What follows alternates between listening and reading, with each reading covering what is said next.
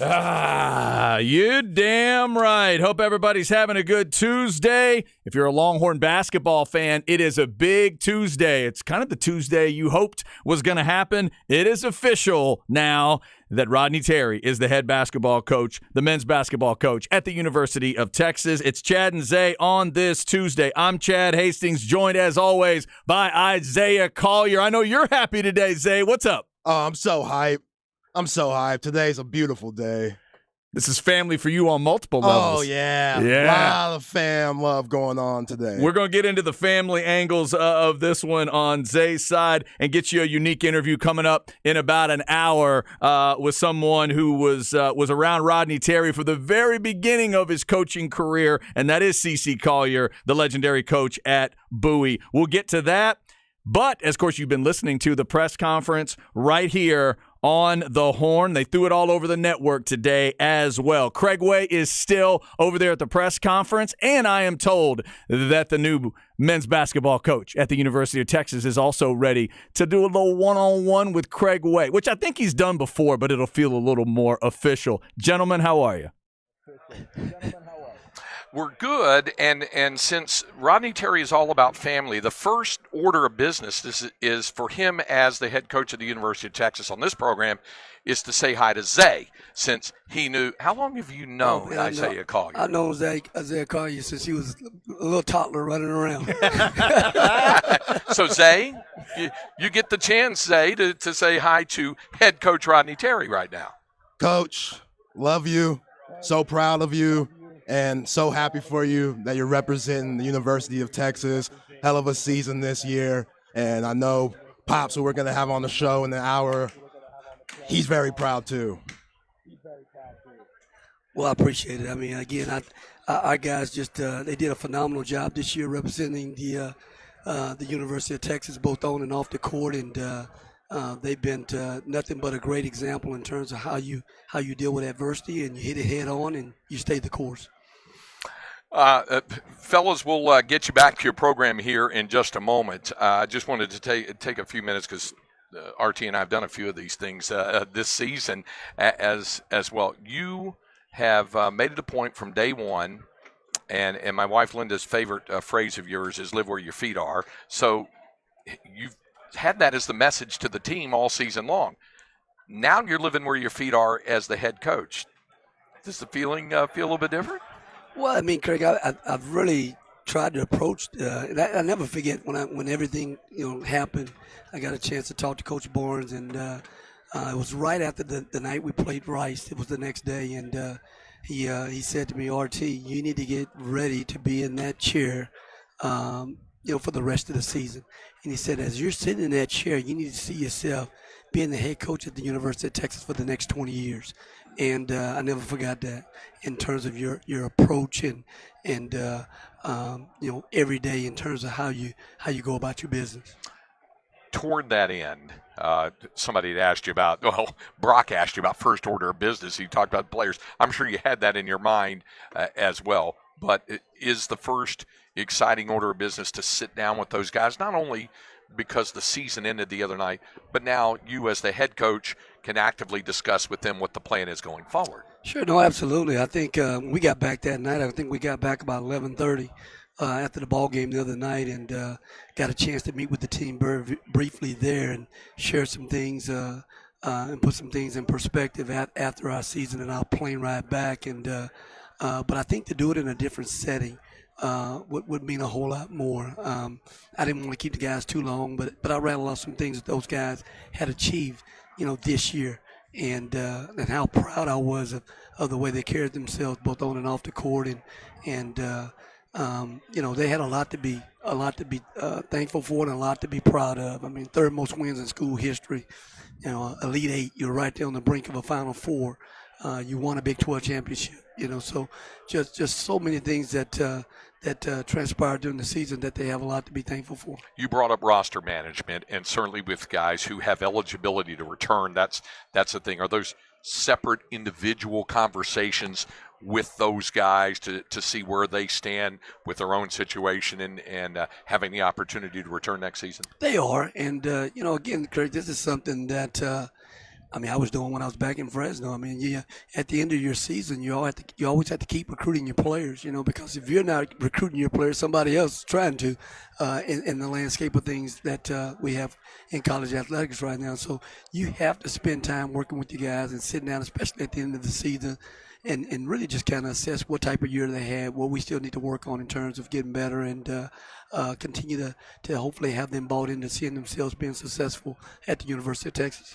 You were right at the forefront of the recruiting of Ron Holland and A.J. Johnson. How good was it to hear Ron at the McDonald's All-America press conference yesterday affirm his signing and his decision to be on campus and his support and excitement for you as the head coach? Well, we're excited about both of those youngsters. Both of those guys, their best basketball is way ahead of them, and they're incredible workers. They love being in the gym, and they love working on their craft. And, Ron Holland, again, I've got a chance to recruit him from the day I took the job. We started recruiting Ron pretty hard, and we're fortunate to get him to join our family. And, he's coming from a winning program. All he's done is win everywhere he's ever been, and he's won multiple state championships. He's won USA basketball. He's a winner, and he's one of those youngsters that you're going to enjoy getting a chance to coach because he's so competitive.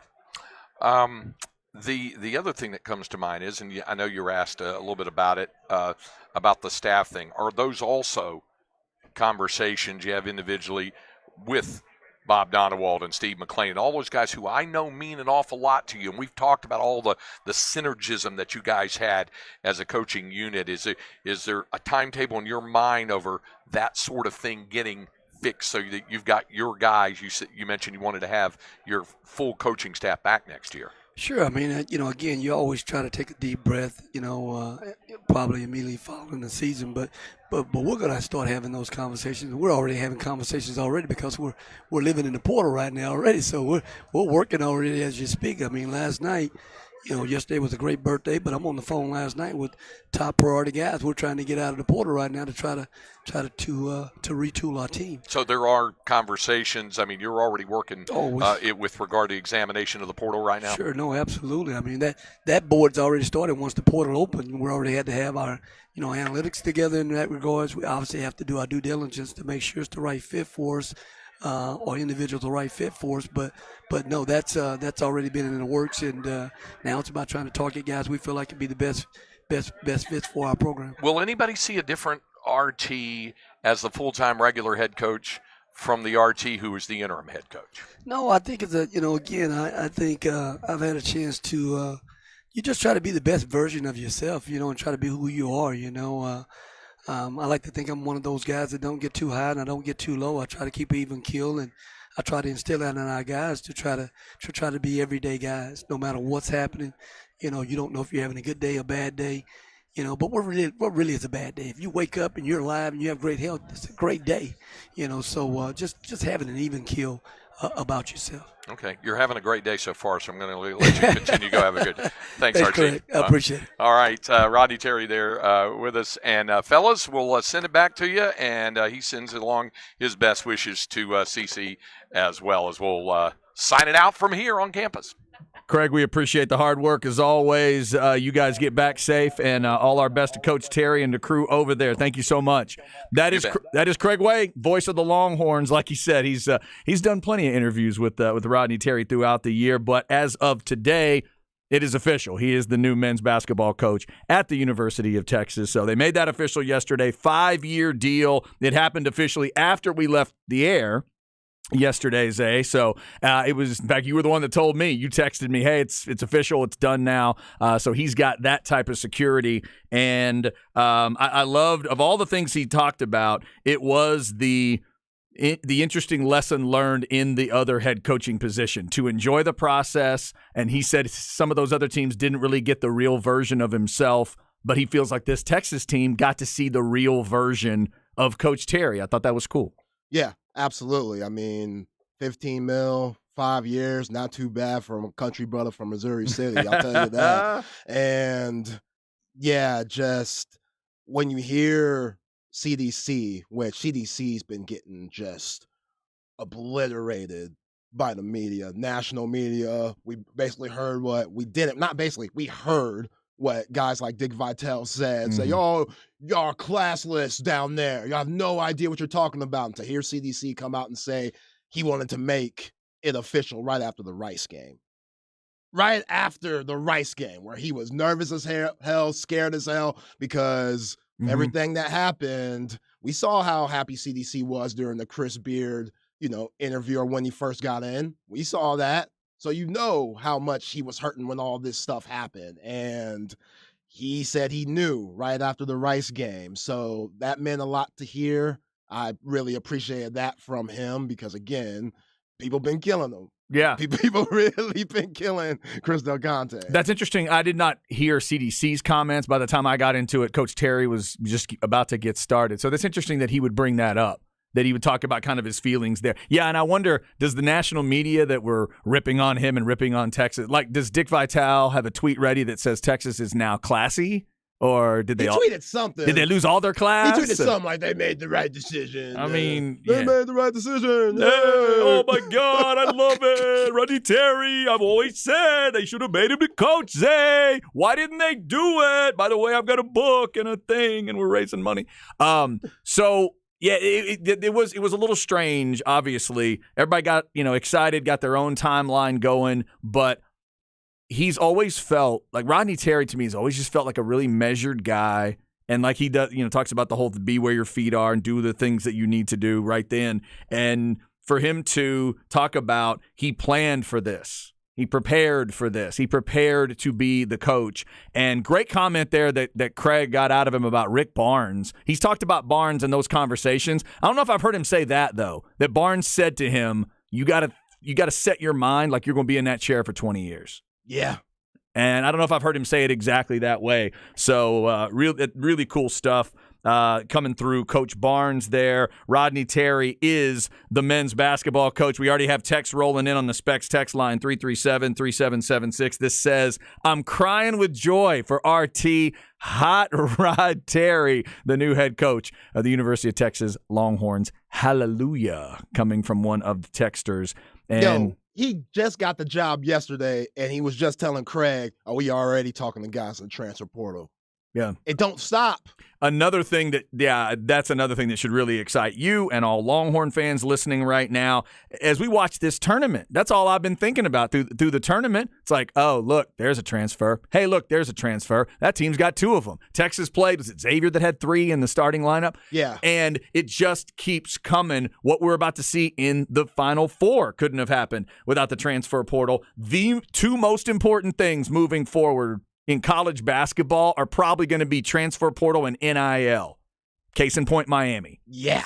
And you can sit back and pretend like Miami's got all these unfair advantages that your school does or doesn't have. But specifically, if you're Texas, Rodney Terry knows exactly the kind of advantages that brand has. Combine that with the transfer portal, and his challenge is going to be putting a team together every single year with this new version of free agency that he's got. Yeah, and we saw what they did with Chris Beard when he was here and Coach Terry and this staff by bringing in Marcus Carr from Minnesota, bringing in Timmy Allen from Utah. Both of those guys were first team all conference, first team all Big Ten, first team all Pac-12. Bringing in Sir Jabari Rice from New Mexico State, Christian Bishop from Creighton. All those guys that played such a huge part into the success that we saw this year were all transfer portal guys. And that's the way of the game now. You want a little bit of that mixture of those transfer portal guys and those McDonald's All-American guys like A.J. Johnson and Ron Holland. I don't know if A.J.'s a McDonald's All-American. Bronny James took that spot, but you know how I feel about that.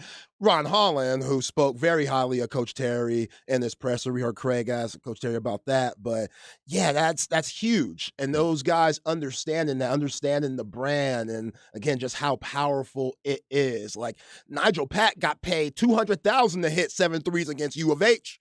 Mm-hmm. How many people had U of H to win that whole thing this year?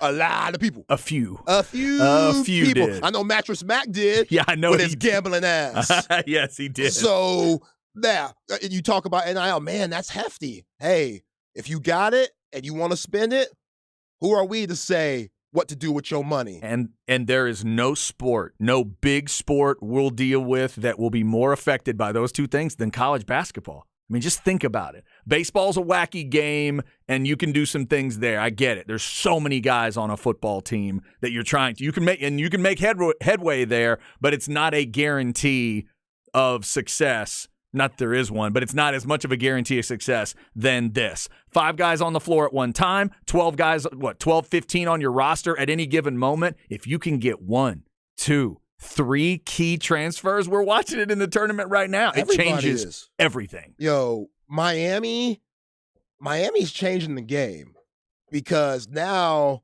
people didn't know how much Isaiah Wong and Nigel Pack are getting paid. They're spending over like $2.2 million for the whole team. And this is a football school, a legendary football school that's private. It's not like they got, it's Miami and all, and yeah, it kind of sells itself on South Beach and other things, but it's still a private, smaller school compared to others, compared to Florida State and Gainesville, Florida. Right. So, what they're doing for their basketball team, again, this ain't football. They're not putting all this money in football, which they probably are, but still, they're saying, okay, we're going to invest in basketball also because we know how big of a market that is. And for some of the schools that have those powerhouse blue blood football teams that also can be good at basketball, like Texas and Ohio State's, they're going to start putting money to the basketball team because Miami is setting an example for the whole nation. And you can make an impact faster.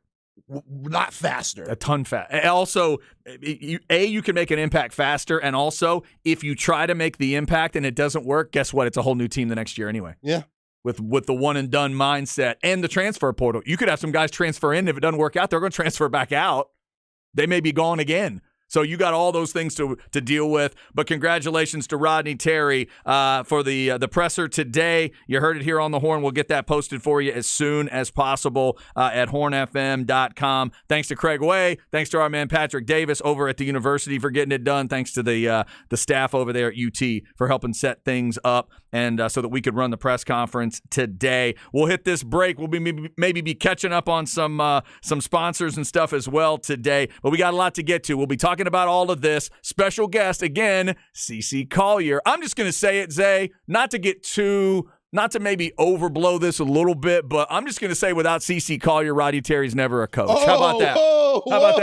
How about that? Yo. Well, not exactly, but CC Collier did give him the gig at Bowie, correct? He helped. Okay. He helped. All right. So we'll say that. One of the early mentors in coaching for Rodney Terry is coming up. Zay's dad, the legendary CC Collier. We'll talk to him at 105. I know he's proud today. Be careful, Chad, because if the Horns don't win over 10 games in the next 4 seasons, a lot of people are going to come looking for CC. So be careful. That's fair. Be careful. Yeah, that's fair. Okay, we'll keep it. I don't think that's going to happen. We'll keep it as I'm just saying. Yeah, we'll keep it as realistic as we can. And this is family for Zay, as we talked about, since Zay and his dad are related, cousins with Rodney Terry, and we'll see if CC can tell us exactly how they're related. Yeah, because one thing, Chad, about black folks, you could be kinfolk anywhere, sisters, mamas, baby cousin, baby daddy, uncles, and we related somehow. I don't know how. But I always see the story about T-Mac and Vince Carter, and like Vince Carter's in Chapel Hill, and all of a sudden T-Mac calls him from like Vince Carter's grandma's phone at the family reunion. And it was like, hey! I didn't know that. What is this? Like, hey, we're both from Florida. We're cousins. How'd this happen? So it kind of feels like that, but yeah, it works somehow. We will get the family description as CC knows it coming up it down at 105. We'll get him to break that down, but also the early days of Rodney Terry as a coach, what he saw in him, and then Rodney Terry off to Baylor and continuing his journey, and of course now the head coach at Texas. So we'll get to that. There's football to get to. We saw a mock draft late yesterday in the show where Bijan Robinson ends up with the Cowboys. I know you like that idea if you're a Longhorn and a Cowboys fan. We'll hit that a little bit. Also, it's the McDonald's All-American game tonight, plus coming up in the crap bag, I'm going to talk about one of my favorite things on earth when the Longhorns and the Aggies get together. This is The Horn.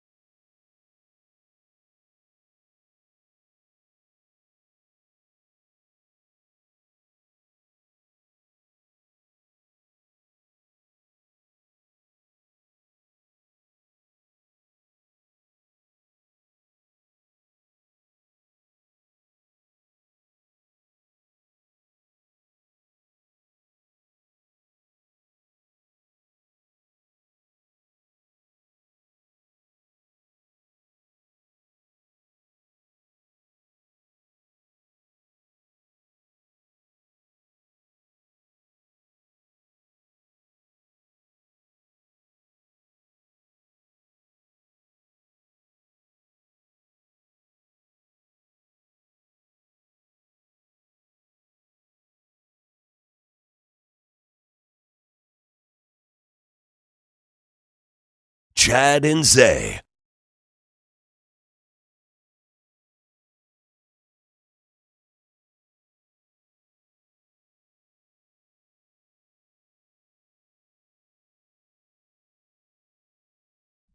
Oh, it's one they don't talk about enough. One they don't talk about enough. A voice they don't talk about enough in the world of country music, because it was kind of part of that 80s pop run in country. Some people kind of would put it off to the side. Ronnie Millsap. Whoo! I'm getting chills just listening to him sing. Are you really? Zay, this man's a monster. The more I go back and listen to that stuff, he's one of those guys I've never sat down and listened to a whole album, and I hate to say that, but everything I've ever heard him do, every big hit he had was just so perfect. Yeah, he looks like if the Miami Vice crew went to Texas. That's what he looks like. I never really thought of that. And I don't know the full story. I would have to double check on if Ronnie Millsap was born blind, or because Ray Charles went blind as a child off of, I think he was like glaucoma or whatever it was when he was 5, 6, 7, somewhere in there. I don't know if Millsap was born blind or not, but he had the glasses and everything. He used to do the bit where he would almost walk off the stage and stop and make, the crowd would freak out and think he was about to fall off the stage. Did he ever trip? I don't think so. I never heard about it if he did. Who knows? Yeah. They probably had somebody that was there to just make sure. This is probably somebody behind him like, okay, Ronnie, just make sure. Yeah. But yeah, Ronnie Millsap, good stuff. There ain't no getting over me. My wife is a big Smoky Mountain Rain fan. There's some good So that's Millsap country? tunes. That was like kind of pop 80s country. So he was in once Kenny Rogers really, and Millsap would have been even before that too. When Kenny Rogers went big, there was a lot of stuff out there that was technically country that sounded like that. Yeah, it's like yacht rock. Exactly. Country. It was blending those kind of things. It almost had a rock sensibility to it. There wasn't a banjo to be found. There wasn't a banjo within 2 miles of songs like that. But then they no fiddles in a lot of it, and it turned into something like that, which is just, a good solid pop song, and he's got a great voice. So shout out to Ronnie Millsap today, getting us started. Also, shout out to Rodney Terry today, the new men's basketball coach at the University of Texas. We'll say new because it's official as of last night. Had the press conference today, and we got it for you on the horn earlier. Rodney Terry, of course, all the way back to the situation that was discussed many times in the press conference, the Chris Beard situation, and they have to go right to, the team finds out about it early that day and then has to play that night. And then you got to go to, was it Oklahoma State, I think, the next weekend for an early tip. And he went 22-8. They won the Big 12 tournament title. They got to the Elite Eight. They had 8 wins against AP top 25 teams, and he's been named the Sporting News Coach of the Year. I think he's still up for a few Coach of the Year honors that they haven't given out yet. So technically, I think he could end up with more, but he definitely ends up with a 5-year deal to be the coach at Texas. And another thing, Zay, that hit me today, if you're going, a lot of times in coaching, you go from one style to another, one type of coach to another, offense and defense or whatever. In this case, Texas kind of followed the template in they went from a coach that, let's face it, was fiery guy. Bobby Knight was the mentor, could get a little fired up, go to a guy that's a little more even keel. Rodney Terry comes off as a guy that, yes, he is a player's, relationship first kind of coach, but he also doesn't feel like a guy that's going to flip out like that. Not get that intense, not go that far. A little more of a personable guy coming from where you were with Chris Beard in terms of the intensity, but Texas also ends up with a guy with just a massive amount of connection to the school, to the town, to the university, and most importantly, to players. Yeah, absolutely. And he did capture the nation's hearts with the Chris Beard situation and that happening, and how everybody just was watching and the University of Texas to see what happened next. Everybody knew how good this team was supposed to be and how good they could have been. Mm-hmm. And who knows what would have happened if Dylan DeSue was able to play in that Elite Eight game. I know everybody likes to talk about, especially the haters, like to talk about the 13-point collapse in 10 minutes. And yes, that happens in college basketball. And shout out to Jim Larinaga and the Miami team. They're a really good ball club that's getting paid a ton of money to be a really good ball club. So who knows what would have happened? But like you said, Chad, him having that relationship with the University of Texas, being here with Rick Barnes, coaching guys like TJ Ford and Kevin Durant. Like, he was here during the golden era of Texas basketball. No doubt. So he's seen it at its highs, and when he left, it was during the lows. Yeah. The lows, it got really dull around here. And again, we were very spoiled during that golden era. It was like, oh, we're always in the Sweet 16. We're always going to be in the second weekend. Mhm. You just kind of knew with those teams and how good those rosters were built. You knew, okay, we should always be in the second weekend. And it's been a long 15 years. So Texas, in a way, is going to recruit itself, but he's also a really good recruiter. So that just adds more to the situation. And I thought there were some times this year where he did have to balance being that laid back players coach, but also having that fire. You remember there was an instance we talked about the Caleb Grill taking out Dylan Mitchell and how that should have been a tech. He's going to learn to react to those moments better. He's going to learn to react to those moments. And he was still trying to figure out, his place as a head coach. And that was a loss at Hilton Coliseum against a very tough Iowa State team.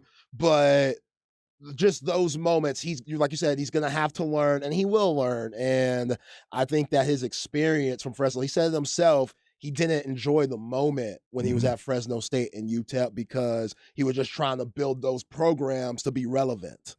Yeah, those are mid-major programs. It's hard to, and that was during the time when he was there. The COVID, guys getting an extra year, the transfer portal, it wasn't NIL, it wasn't popping like it is now. So who knows how well he would have done during the circumstances that you have now in college sports during that time. Yep. And now he's getting that opportunity, and I think he's going to thrive. Yeah, if you're watching this tournament, I'll keep saying, if you're watching this tournament and listening to players talk about coaches and coaches talk about players, and you don't think it's about recruiting and relationships, you are missing it.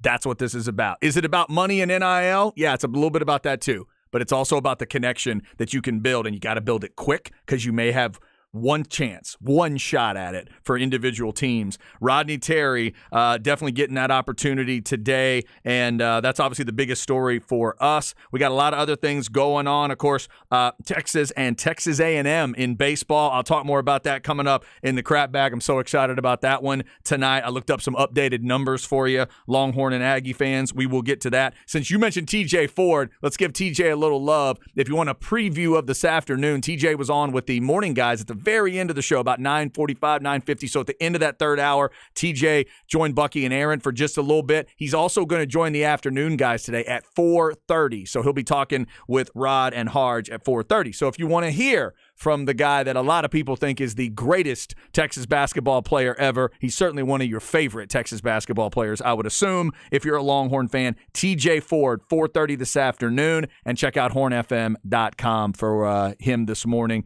He sounded very, very excited. And he's a guy that's obviously known Coach Terry a long, long time. Coach Terry came to Texas in 2002 with Rick Barnes, and then, of course, TJ Ford and that team, they go on the run in 2003. Yeah, absolutely. And to have these big-time alums, to have Coach Terry's back, that was huge in the decision in CDC, and they had to make in making him the head coach. I mean, you hear what Kevin Durant has said. You see LaMarcus Aldridge. You heard Coach Terry talk about his conversations with DJ Augustine and stuff, guys that were in it during the glory years. So when you got those guys having your back, that goes a long way, and I think that's a huge reason why Coach Terry has the job, because when you bring Kevin Durant back just during the summer to work out and stuff, recruits see that. And recruits say, man, he didn't go the blue blood route. Damn sure could have. After Greg Oden, it was KD, number 2 ranked player in the nation.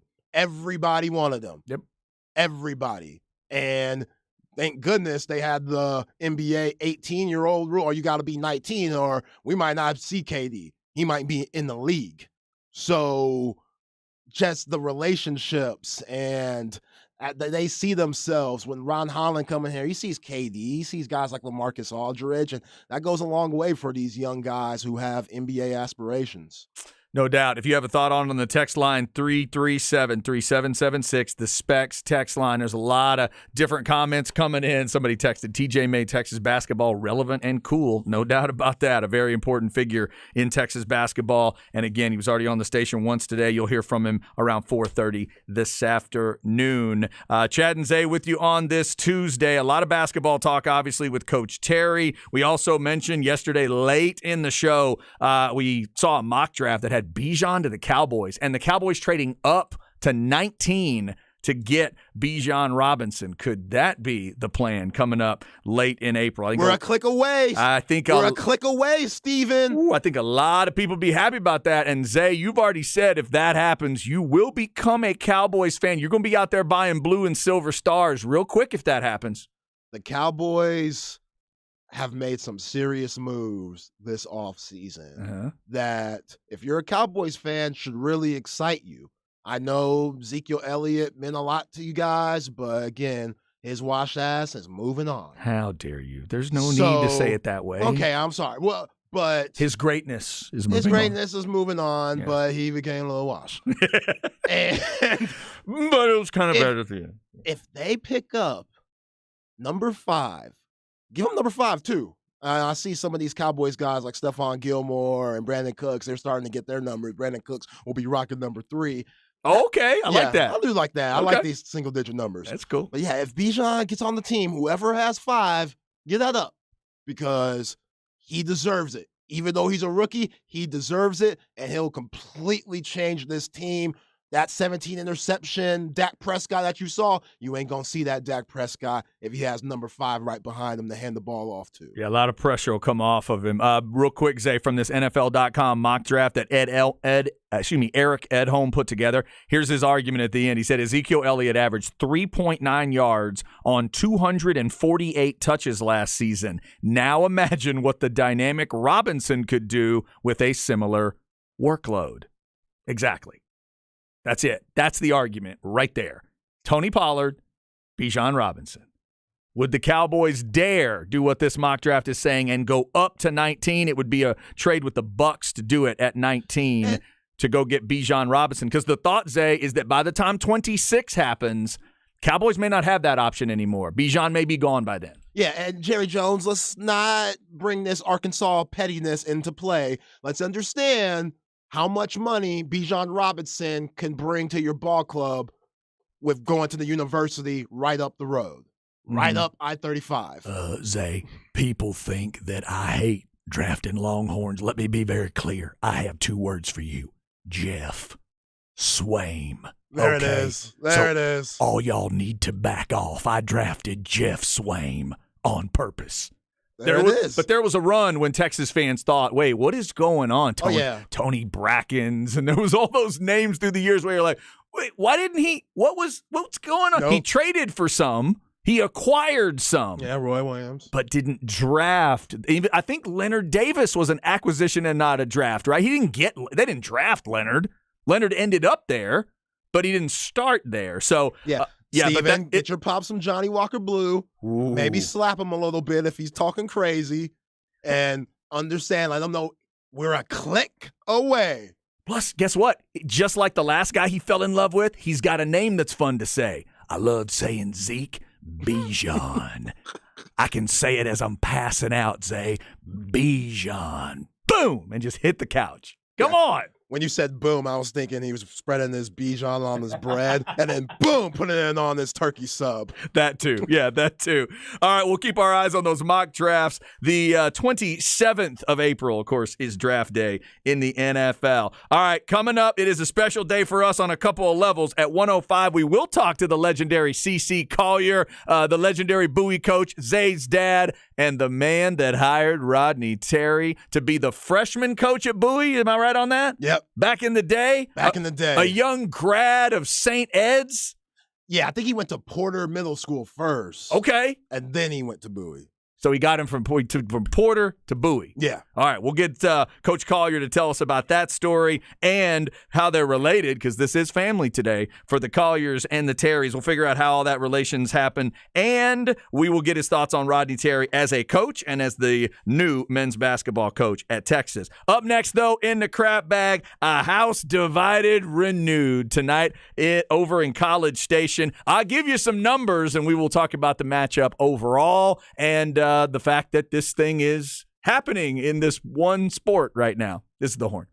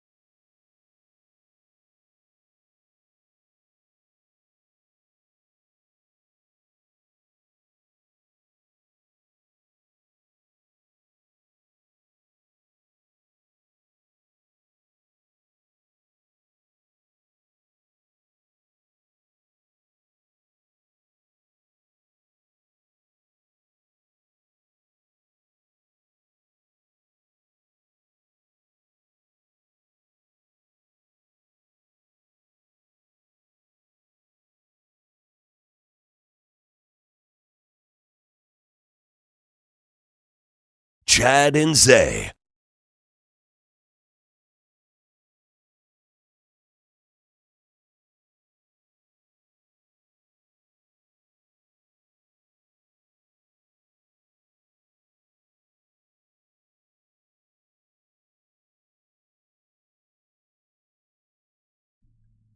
This thing changed 3 times now.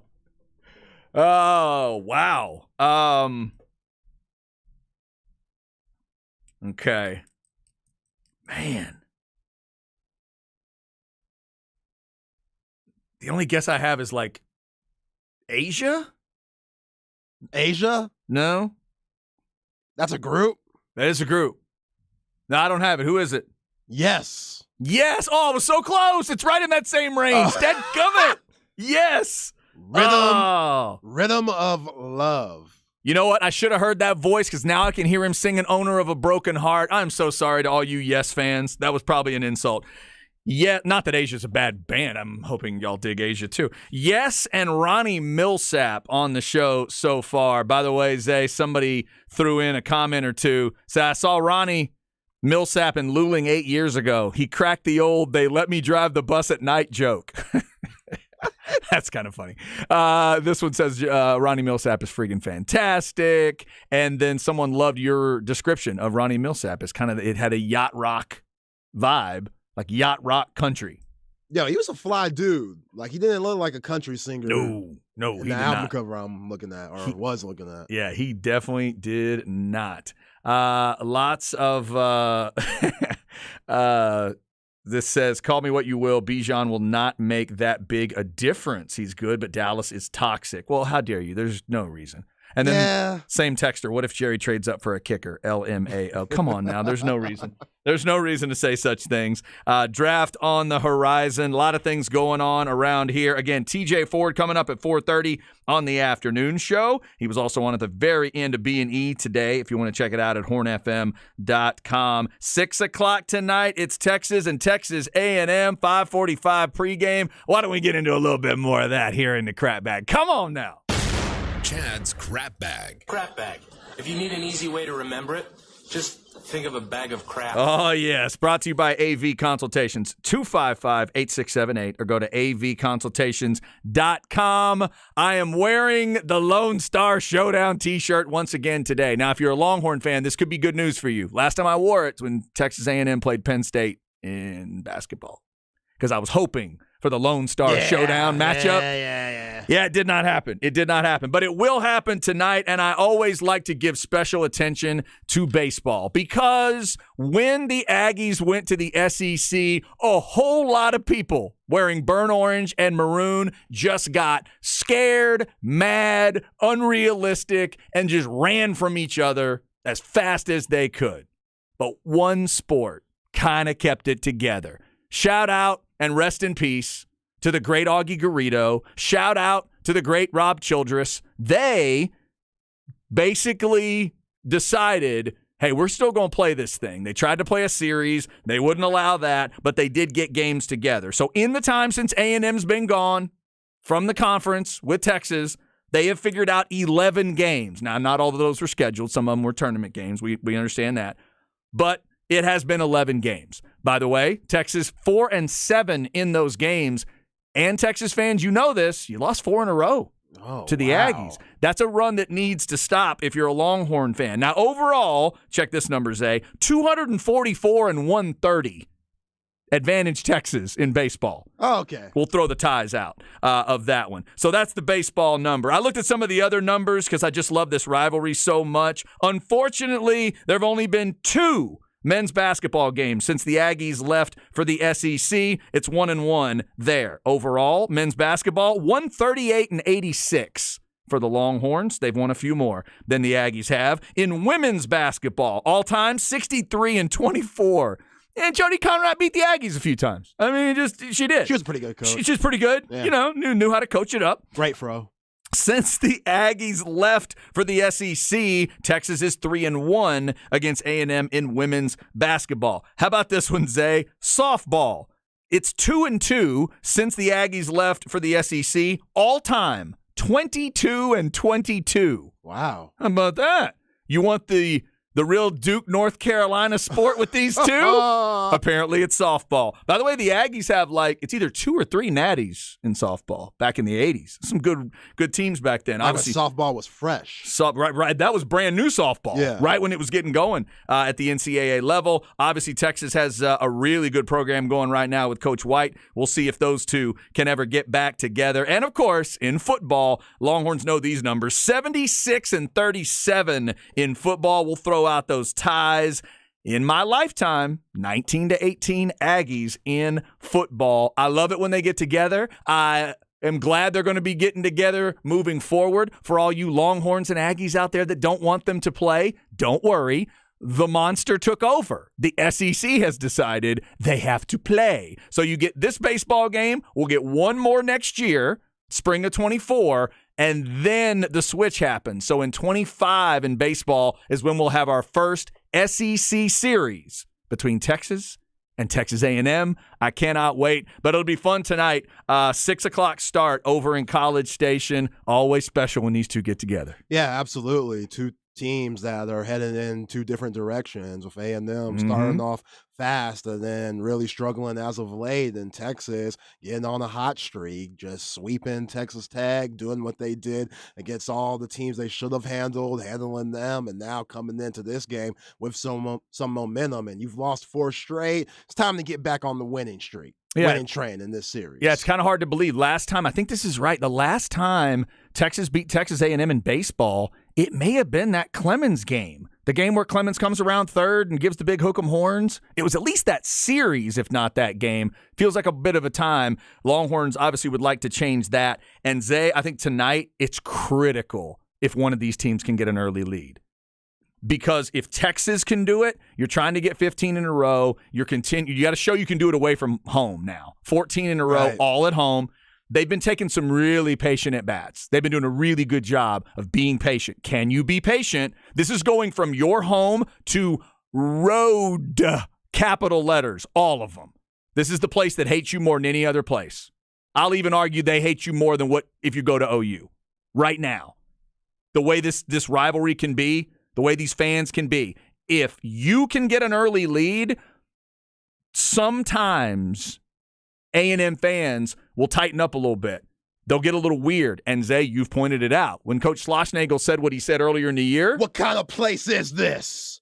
Unthinkable for Aggies that their coach would ever say something like that. So a nervousness might exist anyway off of that. So can you get that crowd a little bit nervous with an early lead? On the other side, if the Aggies get the early lead, even with all they've dealt with, the Portland series lost, LSU series lost, just got swept in Knoxville, it does not matter if they're leading Texas. If they get up early, 3-0, 4-0, 5-0, and that crowd starts to lean on Texas and doing the ball 8 and ball 10 if somebody's in trouble that way, and the bubble machines start going off and they just start wailing on you, that's not where you want to be in the 3rd and 4th and 5th innings trying to come back. So I think an early lead tonight is critical one way or the other. Midweek game, so you're not pitching the pitcher, your absolute best pitcher. Let's see how they react to it. Who needs more of the bullpen? But who gets up first, I think, is massive tonight.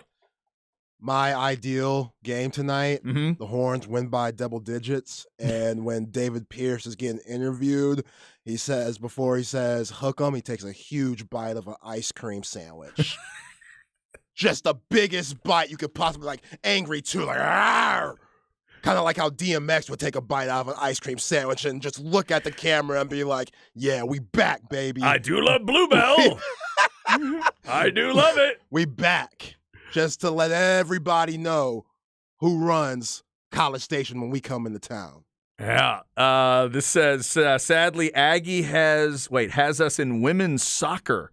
Minus when my wife was in Burn Orange. Oh, some other sports being brought in. Somebody asking, how many national championships in football do they have, Aggie man? Yeah, I can't hear you. Can't hear you, Chad. That's 3. Okay. Yeah, that is 3. Last one in 1939. Wow. To date, the Longhorns like to bring Who was up taking the snaps then? lot. You know.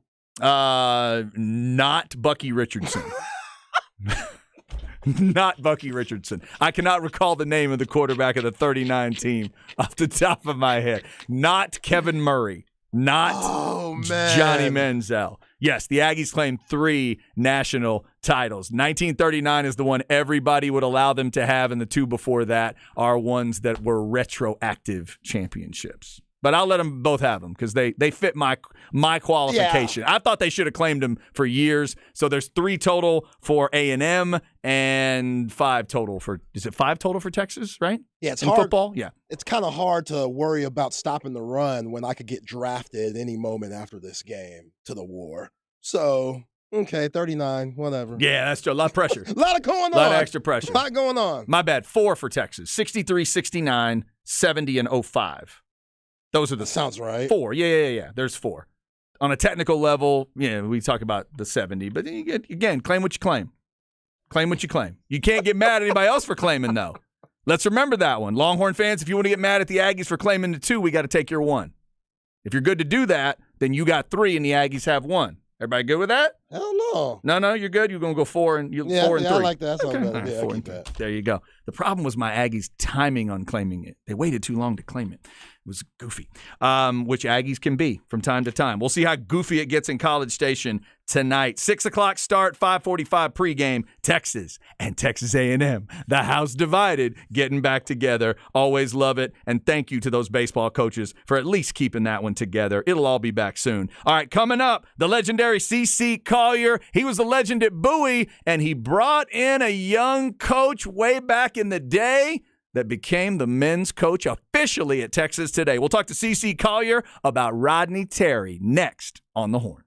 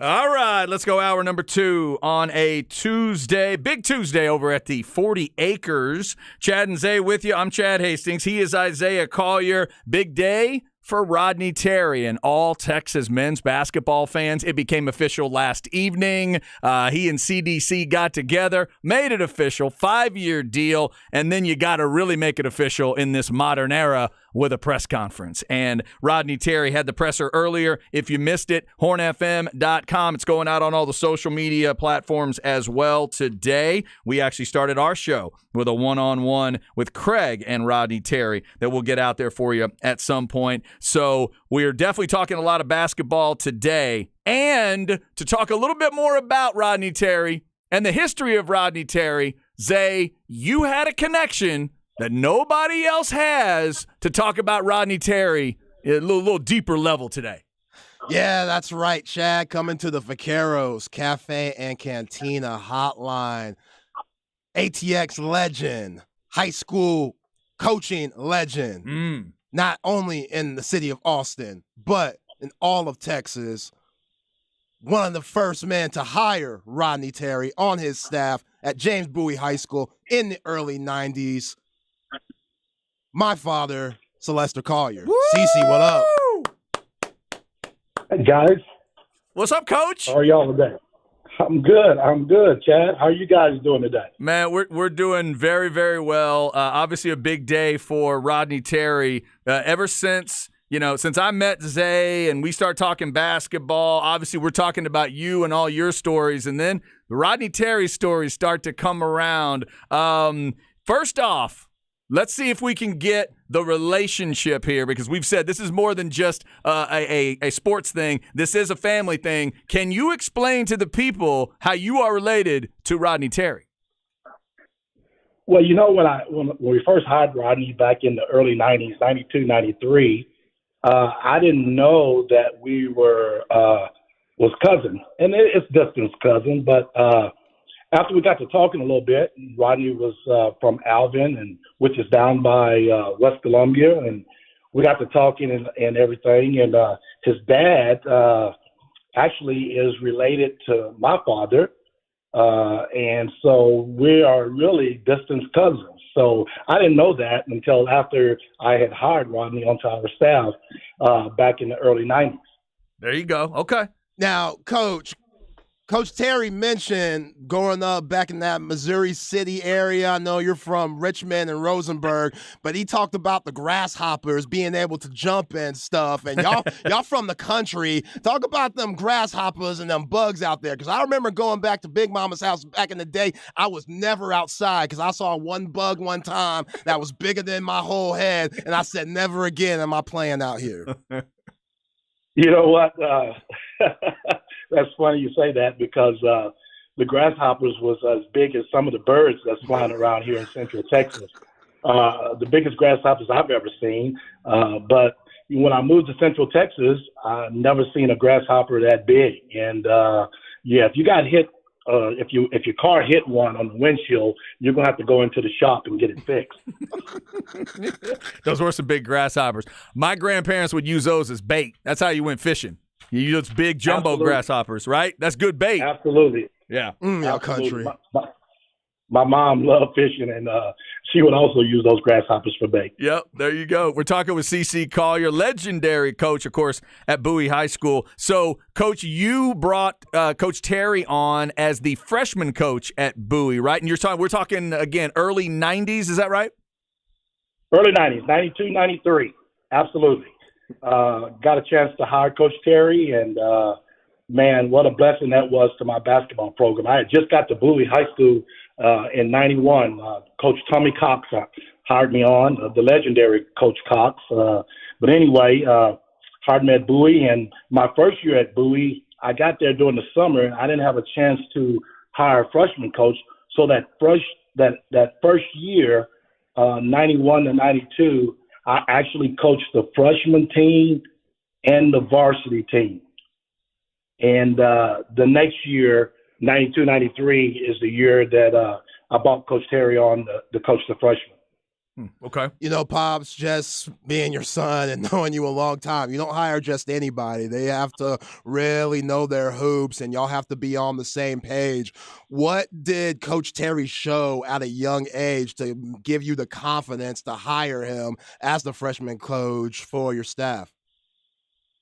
Well, first of all, you're right about that.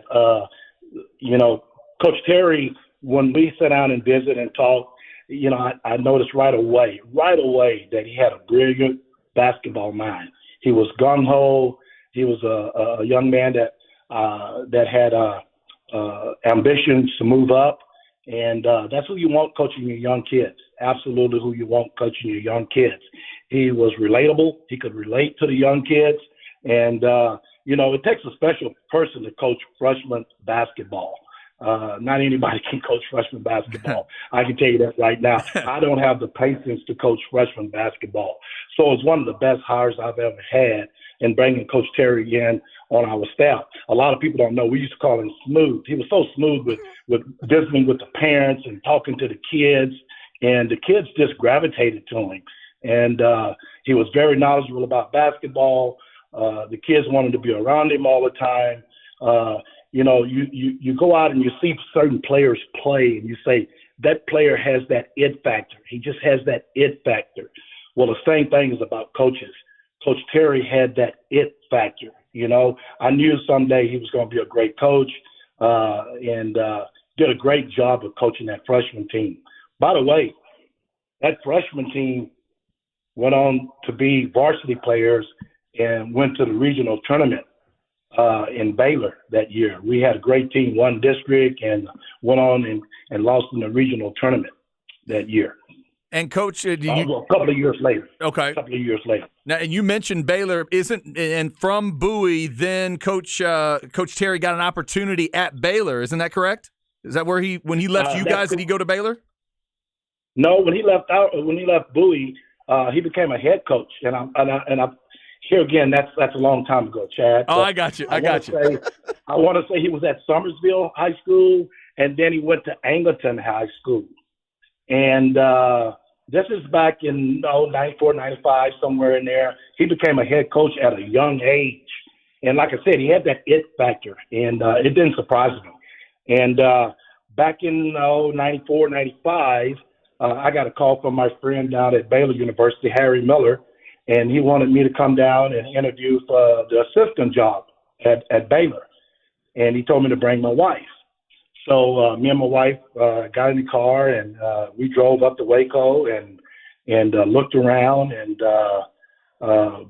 by the end of the day, I had met with the athletic director and all the coaches on that staff, and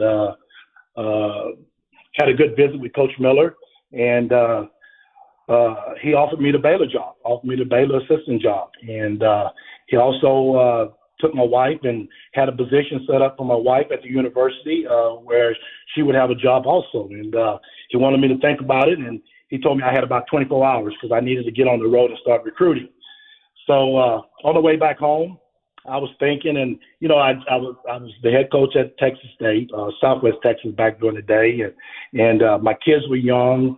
I think Isaiah was only like maybe, you know, a couple of years old, 3 or 4 years old. And I had a daughter that was going to be in high school, and my oldest son was somewhere, you know, elementary, getting ready to go into junior high.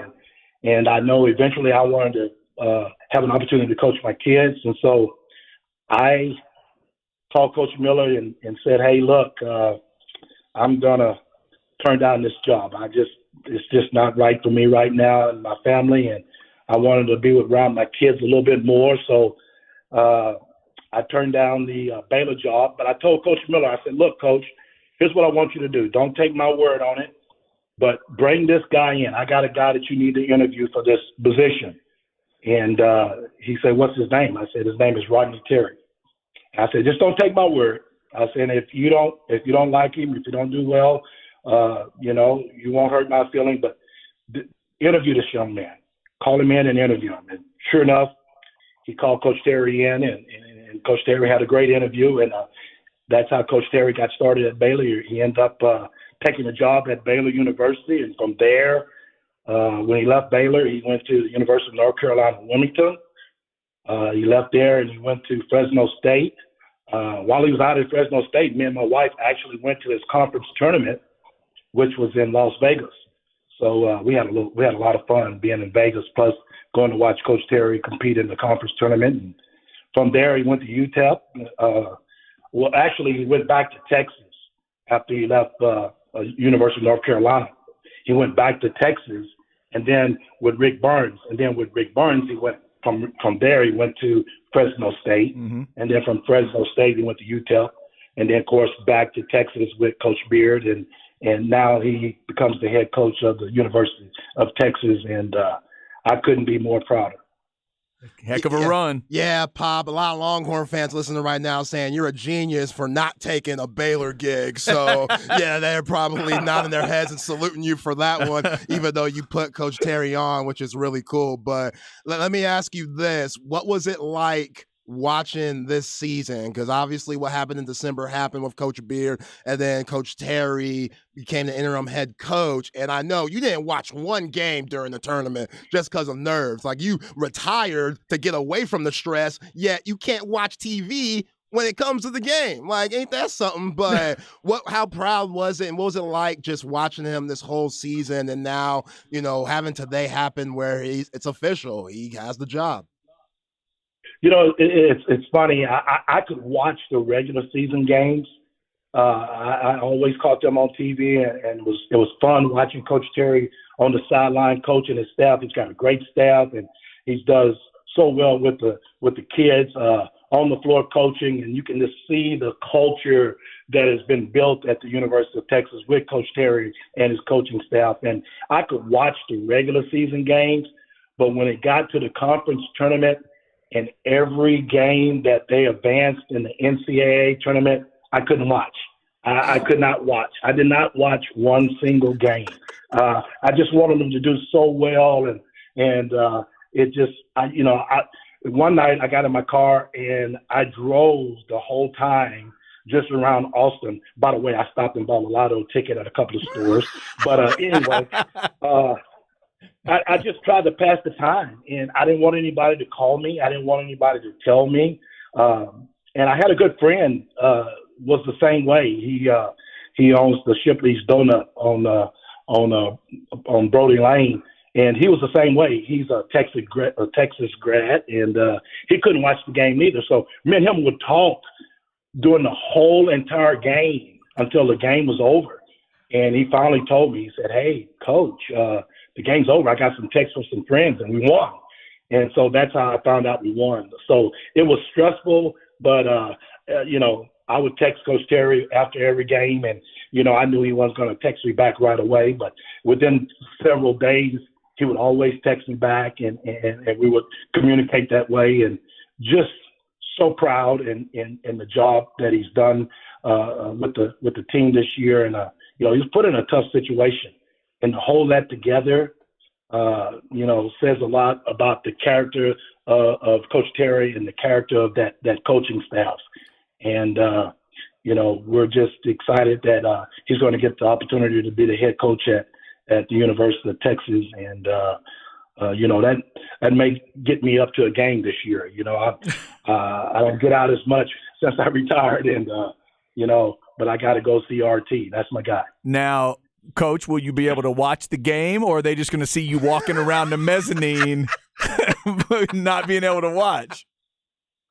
Chad, that's a good question. I may just walk around a little bit. I'll see some of the game, but that's a good question. Somebody will look over and say, "Who is that handsome man just walking around the concession stand? What are we doing over there?" It's funny. During the game, the freshman group that Coach Terry coached, the guys that became juniors and seniors that went on to the regional tournament, we're on a group chat. Me and those guys are still close. Nice. And they love Coach Terry.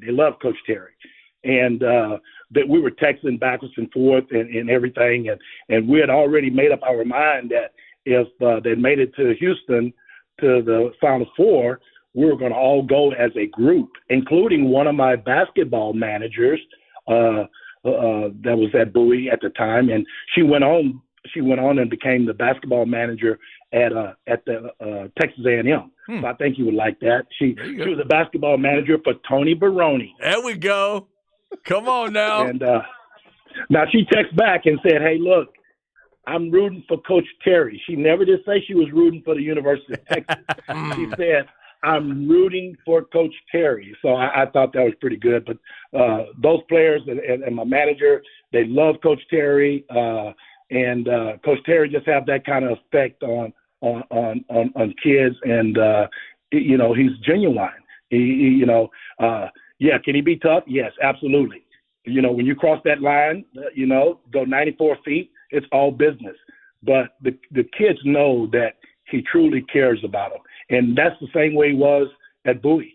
The kids knew that we got a coach here that knows what he's talking about, that understands the game, and he cares about us. And that the relationships that he's built with those kids, those freshmen that are now grown men, still have that respect and love for Coach Terry. Very cool. Pops, a lot of people that listen to us, they know you as a coach, but they also know you as a legendary driver's ed coach and teacher. Talk about those days, and what do you miss about that? Being in that car for 6 hours to 7 hours a day, I don't miss anything about that. Having some of those kids to turn on the wrong street and, going down a one-way, I'm lucky to be alive. But, it was fun. It seemed like I've taught half of South Austin driver's ed. I ran into a guy over at Macy's about a month ago. My wife was taking back a dress, and we were up at the counter, and she decided to get another one, a different kind. And I was just standing up there, and this guy go, "Coach Collier?" And I said, "Yeah." He said, "Hey, you were my teacher and my driver's ed teacher." I said, "Where?" He said, "Well, this was back in the early 80s. I go, "Wow."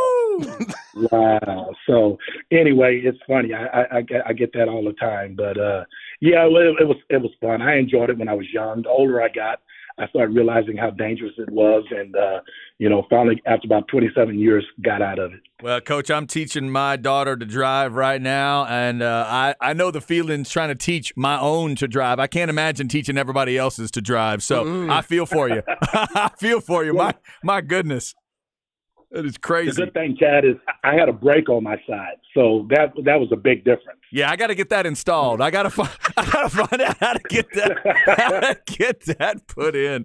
Oh my God, that was a big difference. Well, Coach, that was a big difference. Coach, we appreciate the time. Zay and I have been talking behind the scenes about all these cool stories you have about Coach Terry and knowing him back in the day. I'm so glad that people were able to hear you telling the stories of your time around Coach Terry. We really appreciate it, man. Hope everything is going well with you, and I hope to see you soon, sir.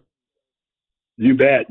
I'll be back out on the golf course tomorrow for sure. There we go. Yeah, Pops, appreciate it. Thank you for coming on, and I won't tell Mama about them lotto tickets we buying. Be careful. She already know. All right. You guys have a great day. Thanks for having me. Thanks, Coach. Thanks, Dad. Oh, that is awesome. That is awesome. She might have sent him out for those tickets. You don't know. She might have. Is she that kind? Or are they both that way, or is it just Dad?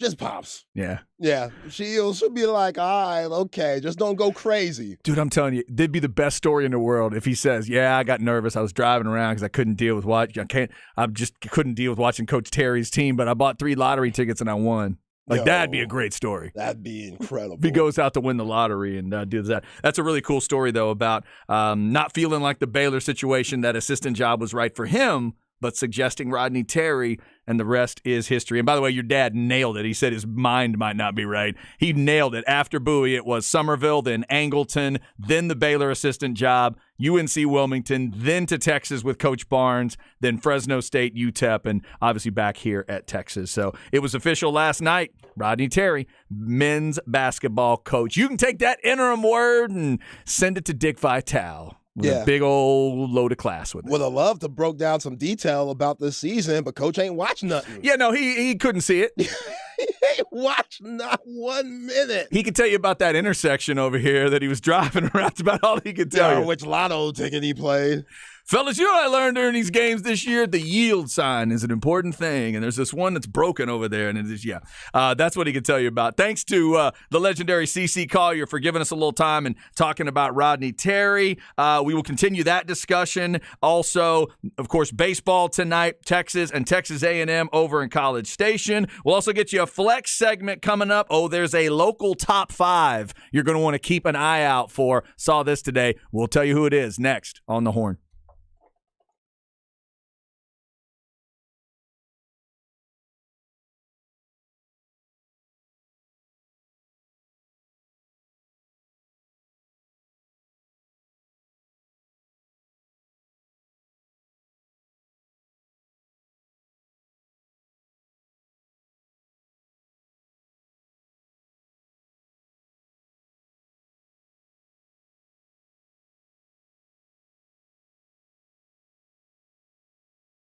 This is Chad. Let's talk a little Underdog Fantasy. Easiest place to play fantasy sports. Obviously, been talking a lot of basketball, but don't forget, opening day for MLB is Thursday. You can draft a season-long fantasy baseball team to win $100,000 with Underdog. If you've ever wanted to play a fantasy baseball league with zero in-season management, you can with Underdog Fantasy. This is right up my alley. Join the league with your friends or enter a tournament, draft your team, and that's it. I've done it with the football side. Looking forward to doing it with the baseball side. No waivers, no trades, no setting your lineup each day of the Major League Baseball season. You automatically get the optimal scores from the players you drafted in your starting lineup, and the highest scores at the end of the season win cash prizes. That's simple. You can draft against your friends in a private draft, or maybe you want to join the Dinger to take your shot at $500,000 in total prizes. Sign up today with the promo code HORN. Get your first deposit doubled up to $100. Visit UnderdogFantasy.com or find them in the App Store. And don't forget to register with my promo code HORN to get your first deposit doubled up to $100. Must be 18 or over and present in a state where Underdog Fantasy operates. Terms apply. Concerned with your play? Call 1-800-522-4700 or visit www.ncpgambling.org. It's the fastest growing fantasy app in the industry. It is Underdog Fantasy.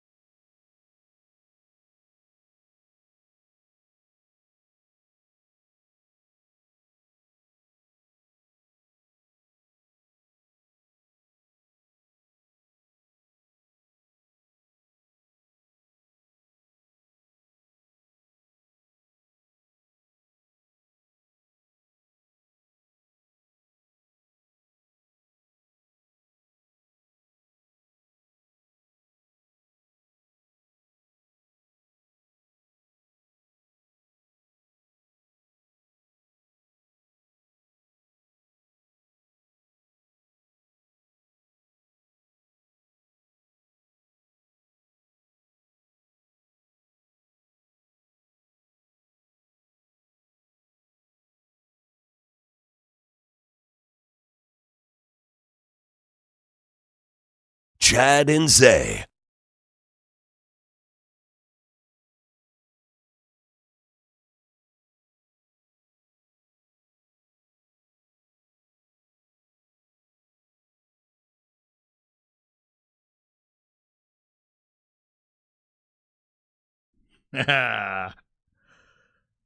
Oh, there is only one man who sounds like that. Little white snake for the people. That's right. Mr. Coverdale himself. Remind me what this one's called? Full for your lovin'. Yes, Fool for Your Lovin'. Good stuff.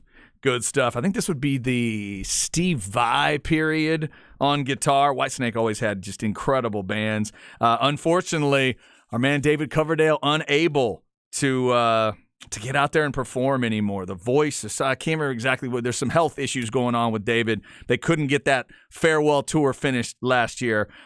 So shout out to Whitesnake and David Coverdale. I hope he's doing as well as can be expected right now. Great song here. Whitesnake, Yes, and Ronnie Millsap. By the way, earlier I guessed Asia for Yes, and our man Craig Way, who is an expert in yacht rock and such things, he tells me that members of Yes split off and made Asia. And then they did Heat of the Moment. That's big time. So come on now. We count that. I was hearing it. We'll right? count that. I was hearing some We'll of count it. A little Craig helping me with the music idiot savant stuff. So, Chad, over your shoulder, I Yes. guess on NBA TV, they're playing a Hardwood Classic. Oh, Jordan's double nickel game when he the came back. the 55 at the Garden? The 55 at the Garden. Yeah. Look at Patrick Ewing. Just Mike had the greatest jab step of all time. Yeah, he really Like, that's did. real detailed. You know, Mike had a lot of great of everything's, but his jab step, I was just watching one of the jumpers, like, it was so smooth and so clean into his one dribble pull up. It's ridiculous. It's ridiculous. Like, he was just coming back. He wasn't in basketball shape just yet.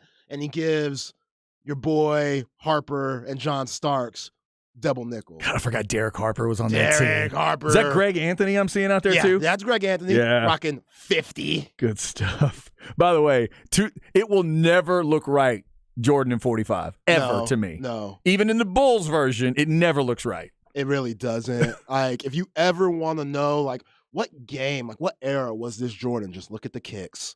Been doing that my whole Oh, life. okay. Because the shoes go by The numbers. shoes tell you. Yeah, I mean, the 45 obviously gives it up here, but rocking the Jordan 10s, classic. That's good stuff. Obviously, a lot of basketball on the brain today with Rodney Terry in the press conference earlier. Somebody else texted on the Specs text line 337-3776. Interview of the week. Thanks, Zay, for getting your dad on the phone for this monumental day for Coach Terry. Somebody else suggests we need a weekly Coach Pops segment. No, he going to be asking for money and On the stuff. show, That ain't happening. might happen. And then somebody was asking whether it was harder for him to be a coaching legend or a driver's ed legend for 27 years. Ooh.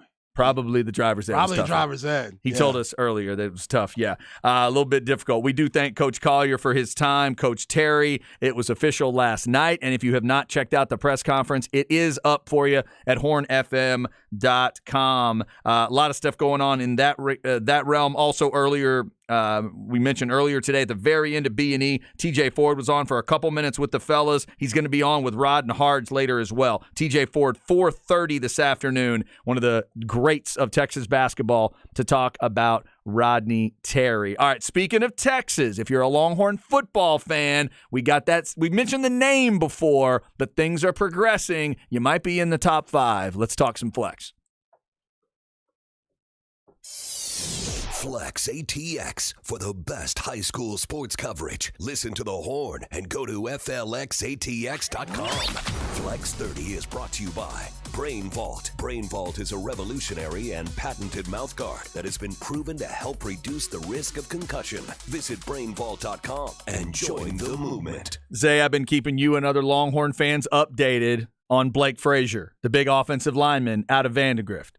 There is a challenge that you have in recruiting. There's a challenge that Coach Flood and Coach Sark have. It's that his dad went to Michigan Yeah. and played with Tom Brady. Like, that's a challenge. It is. But you have... You act like Tom's coming to the house with Giselle and stuff and cooking meals, healthy meals for the family. I don't know. We really don't, but you act like you have some just inside source that happened. I don't know about that. I'm just assuming Michigan might be important to the kid. Okay. But good news for you. He did put out a video. You can see it at Flex ATX. They retweeted. It says, "Thank you so much for the amazing hospitality yesterday. Texas football had a blast and can't wait to continue to see the program." At Coach Flood, at Coach Sark. Then earlier, I think this was today, yesterday, he tweets out, "Top 5 coming soon." So we'll keep our ears and eyes open for the top 5. I'm going to guess, not a big limb here, I'll guess Michigan and Texas are both in the top 5. Let's see who else is there. Does Texas make the top 5?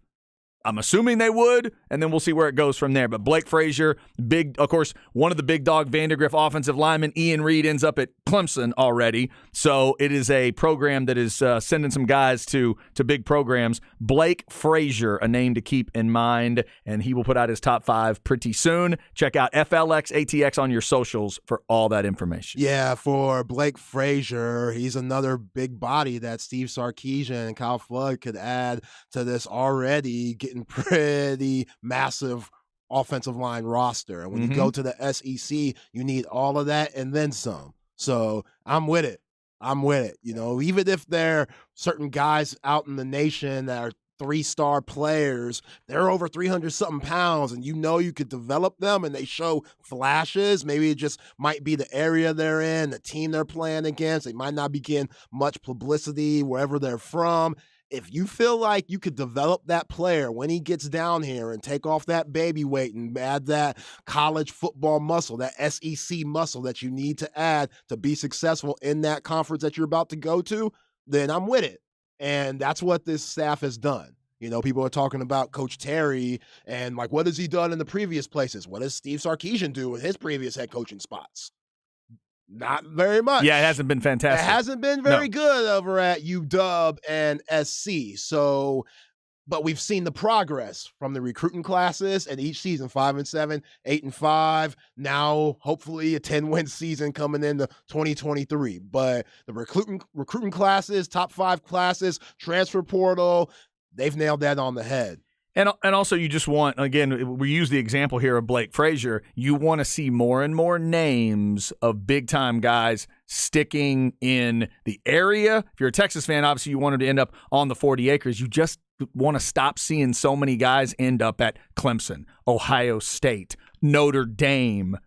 I know there's a ton of talent. I know that. But when the biggest names end up at those schools, that gets you a little bit. If you're a Longhorn fan, Aggie fan, heck, Baylor, TCU, whatever it is, you're thinking, well, how did that, what's going on? So you want to watch a guy like, whether it's Blake Frazier or some other guys, to see, you know, who's on the list and how many of them are staying at home. They're homegrown anyway, but how many of them are staying here? Yeah, and that's what we knew. Tom Herman, he didn't do well with his communication and his relationships with these Texas high school coaches.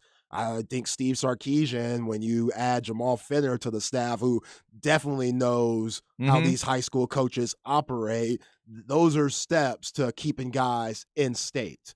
And that's huge. You heard Coach Terry talk about it today at his presser. We got to recruit from in-state first, but then we'll go anywhere else to get guys. That's how you have to be for all sports, not just football, basketball. You got to do that for all sports. And what better than the University of Texas? Like, growing up here, you know how big it is and how big the brand is in the in the city of Austin. So, yeah, hopefully Blake Frazier, he takes that into account, and him being an Austin native, he definitely is. Remind me where Ron Holland went to high school? Duncanville. That is Duncanville. We did not get to see him in the state tournament. That's because right. Coach was cheating a little bit. Yeah. Remember tonight, McDonald's All-American game, as long as we're closing it, before we close out the flex segment here, All-American game is tonight at 8 o'clock, Zay, on ESPN. Ron Holland is a part of that. So Texas fans can watch Ron Holland tonight, and you and the other critics of the move can watch Bronny James play tonight.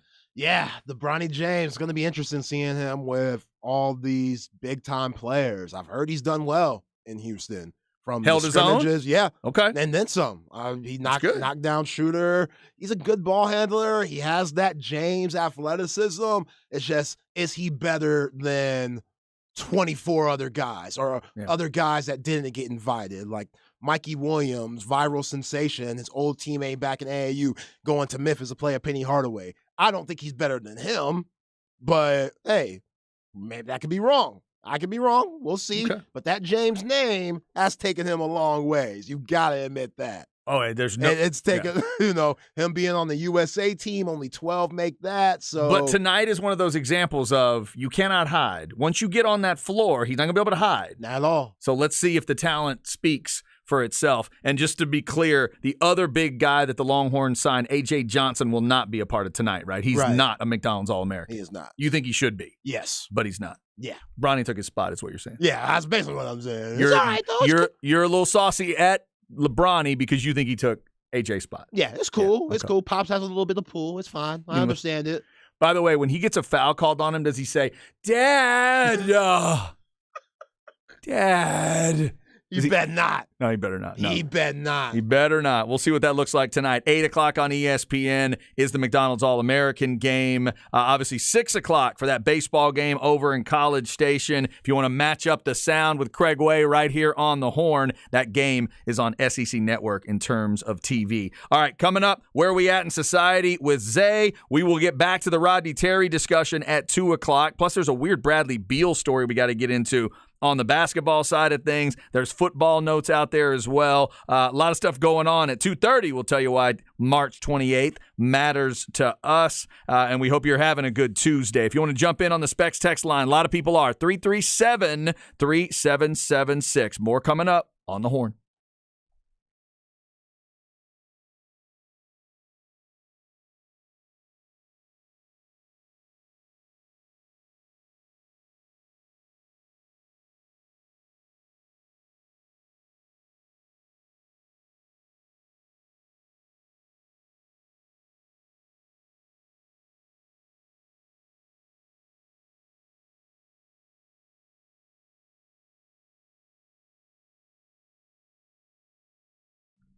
All right, this is Chad. Let's talk Apple leasing. If you're headed over to College Station tonight for the game, how's that car treating you? Or truck or SUV? A little beat up? A little bit down the line, maybe you're at the very end of things where you're having to put a whole lot of money into it and it's really affecting the finances. That's where Apple Leasing can come in. They help you with the finances. You're going to be driving the part of the car, paying for the part of the car that you're using. It's going to always feel like a new car, going to always have that great experience. You're always going to be under a warranty and have everything covered. That's what it's all about. The easiest and safest way to get a new car. Any make, any model, any car, any truck. And remember, they get the same discounts and incentives that the dealers do. So they've got all these different connections out there. They're going to save you time. They're going to save you money. They're going to talk to you about all the different rebates and sales and selection choices that they see out there, get you all the different options, and then you're going to choose what's best for you. Just call 346-9977. Just that simple. It starts with a phone call. It was literally a couple phone calls for me, and the process was underway. Beth did an incredible job. Whether you're talking to Beth, which she will do a great job for you, I can attest personally, or one of their other great experts over at Apple Leasing. They've been doing this a long time, helping a lot of people get into the car they're looking for. 346-9977. Tell them you heard about it here on the Horn. You can also check out appleleasing.com.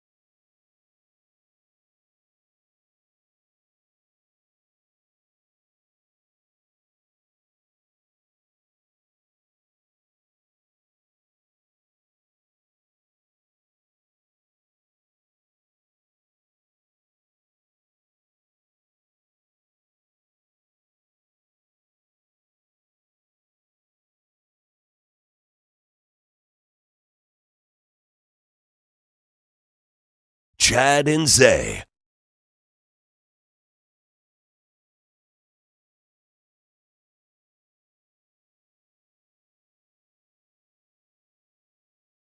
Oh, good grief. Here we go. Interesting. The back-to-back there. He went Whitesnake. Now you go Deep Purple, a band David Coverdale was in before Whitesnake. But this isn't Dave. This is the next level of Deep Purple. And this would be, oh, God. Yeah, that wasn't planned, by the way. That was not, but it's good. It makes you feel very music snob. I love that.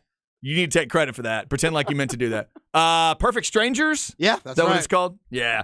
This is the era of Deep Purple my brother loves so much and introduced me to. Man, this is a good sound back then. Deep Purple, Whitesnake, Yes, and Ronnie Millsap, ladies and gentlemen, on the show today. Also, a lot of Rodney Terry talk on the show today. It becomes official last night, but if you believe that the press conference is the first way, that to me, as a sports fan, that to me is the official moment. I'm glad they gave it to Rodney Terry, whether it was interim becoming, head coach and all that. I think you need that moment at the presser with the logo behind you. That's important to me in sports. This modern day of sports, social media, all the different digital platforms and everything. Still, I think that is important to get the logo behind them. Let them say hello, just like I think it's important that if you're a big enough deal, you need to do that one more time when they say goodbye. If they're going to get rid of you and you can do it classy and there's no bad feelings or whatever, if you're going to retire after 20 years or whatever it is, I think they need to throw that logo up one more time. Who's had that? Let you say goodbye. Not many. But there's certain situations, like as an Aggie, I thought they should have done that with R.C. Slocum. Okay. And they did it with Mike Sherman. They let Mike Sherman say goodbye. And it was all class in 2011. I mean, clearly they had Krzyzewski. They didn't drive him out. He retired. Yeah. Boeheim, you think they should do it for him? Because he went out a little odd. I think they should do it, but only because of how smug he'll be during. It'll be a great goodbye press conference if we get that one. That's just my entertainment value. Yeah. On that. He'd be like, how Coach Terry was like, fellas, stand up. Talking about the team stand up. Yeah. He'd be on the podium being like, hey, fellas, don't stand up. Don't stand up. Don't think you have to stand up. No, you're okay. No, what he would do is he would make everyone stand up that he thinks is firing him. You right there. You stand up. Right there. That's why. That's why I'm not coming back. That's exactly what Boeheim would do. It'd be awesome. Be so good. We'll get more into Rodney Terry getting the gig officially. Also, Rodney Terry was talking about transfer portal today. Somebody's already asked us about somebody in the transfer portal they're hearing about. We'll get Zay's thoughts on that. This Bradley Beal story we're trying to figure out. Also, of course, getting ready for Texas baseball tonight. Can they get to 15 in a row? And can they stop the Aggies' winning streak against them? 4 of the last 4 A&M has won. Crazy to think of. The last time Texas beat Texas A&M in baseball, it was that Cody Clemens rounds the bases and throws up the hook 'em horns game at the Dish. That's the last time Texas got a win in the series. So that game comes up tonight at 6, 5:45 pregame right here on the Horn. All right, let's get into where we at in society, see what Zay's got today. Where are we at in society today? I feel like there were a lot of things to choose from because Zay was considering the Bradley Beal story. I know there was other things in the hopper. What'd you end up with today, Zay? All right, Chad, go to Twitter. All right, I'm headed there now. I sent you the video. It's been going viral. Spring training. The Phillies are playing the Blue Jays. Mm-hmm. And this is one of the weirdest but most bizarre it's an ejection ejection, yes, that I've ever seen. So catcher for the Phillies, JT Realmuto. Yeah. He's catching, and the blue behind him, umpire Randy Rosenberg. So you're laughing at what happened. In the video. Oh my God, I've never seen that. In the video. Yeah. Realmuto sticks his hand out to get the ball from the umpire. Uh-huh. And he couldn't get the ball because Rosenberg, the umpire, already threw it to the pitcher. Yes.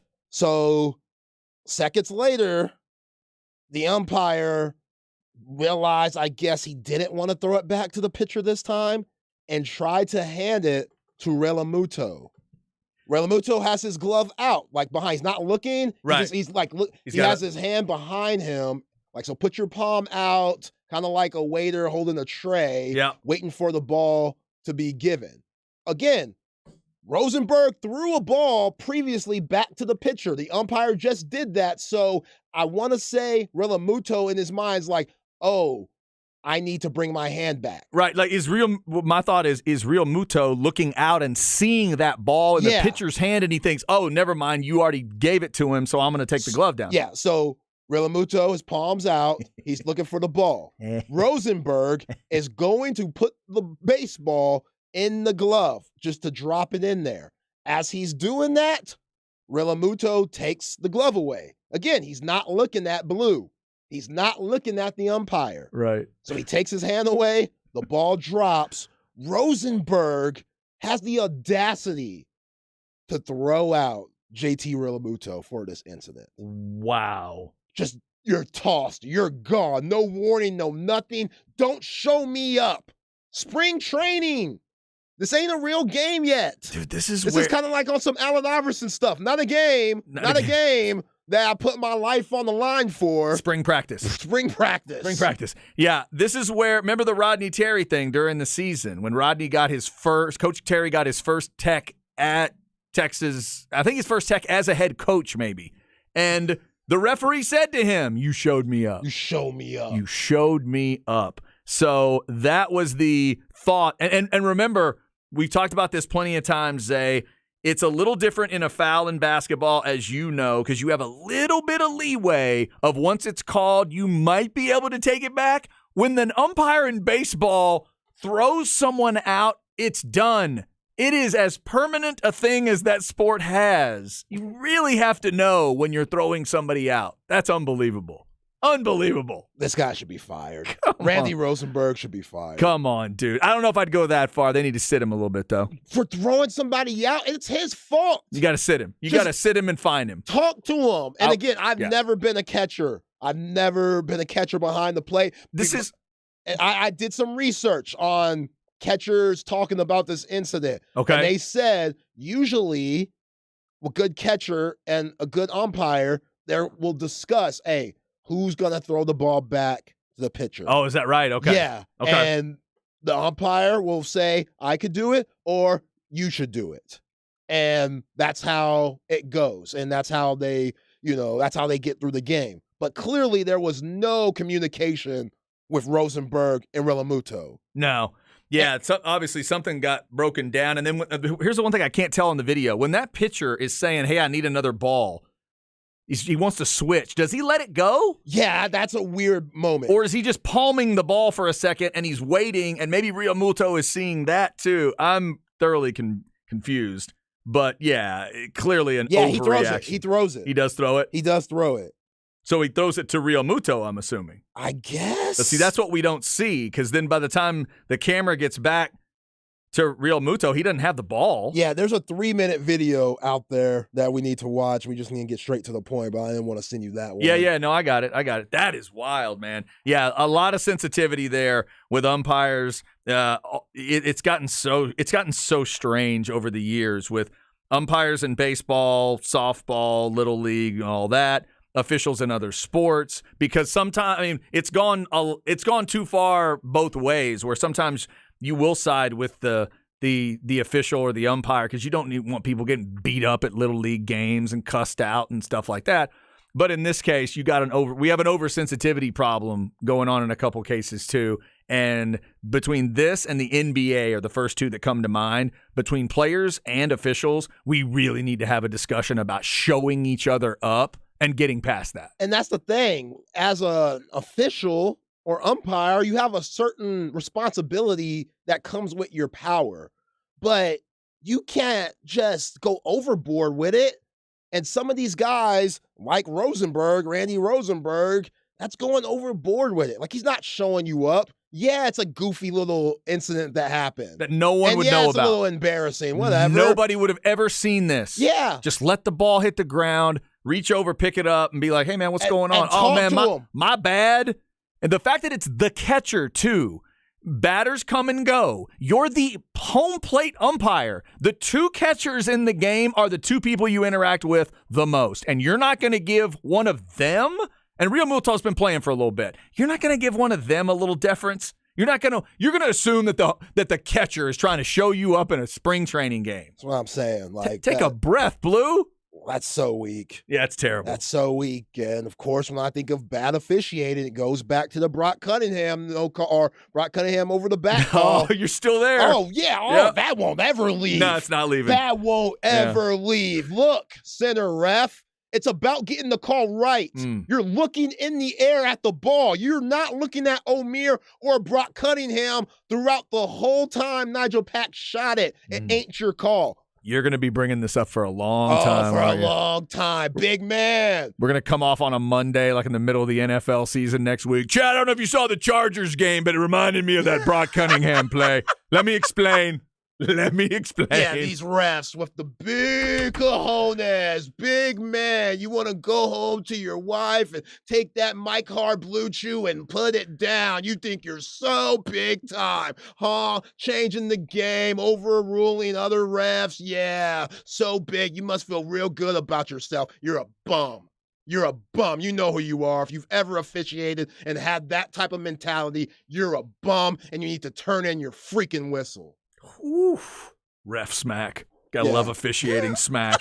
Remember, Zay is at @Zay. I'm at C Hastings 1049. We both tweeted that out if you want to see the crazy video of how Real Muto got thrown out of that game. That is so bizarre. Up next, your 2 o'clock hour. Rodney Terry gets the gig officially, and Bradley Beal and a fan get into it. We'll try to figure out what happened there, too. It's the Horn.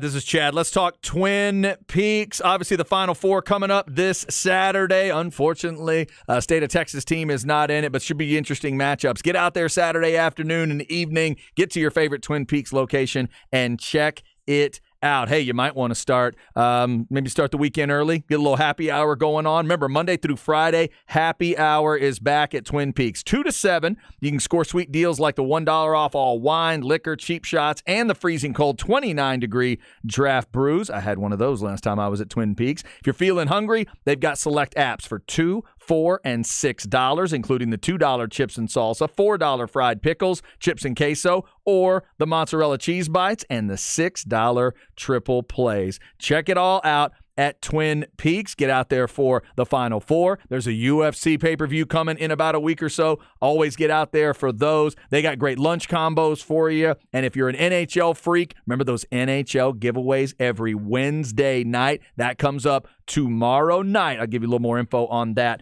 tomorrow. Make your plans to get to Twin Peaks. Eats, drinks, scenic views, Stastny, San Marcos, and Round Rock, TwinPeaksRestaurant.com.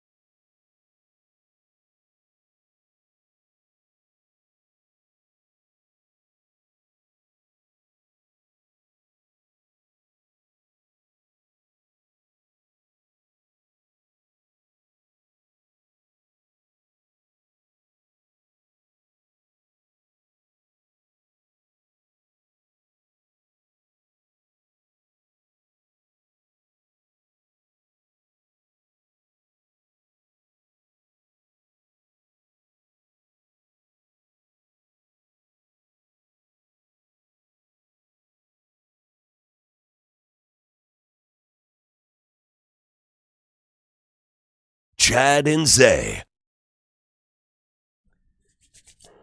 Let's go hour number 3 on a Tuesday, big Tuesday for Texas basketball.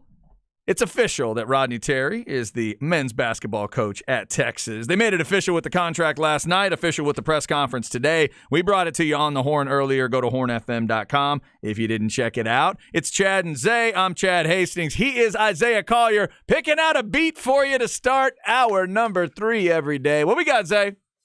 Money Ain't a Thing. Jermaine Dupri and Jay-Z. Oh, okay. 1998, around there. Classic. Nobody knew Jermaine Dupri could rap. He could rap a little bit. Yeah? Teamed up with Hove. Dropped this classic.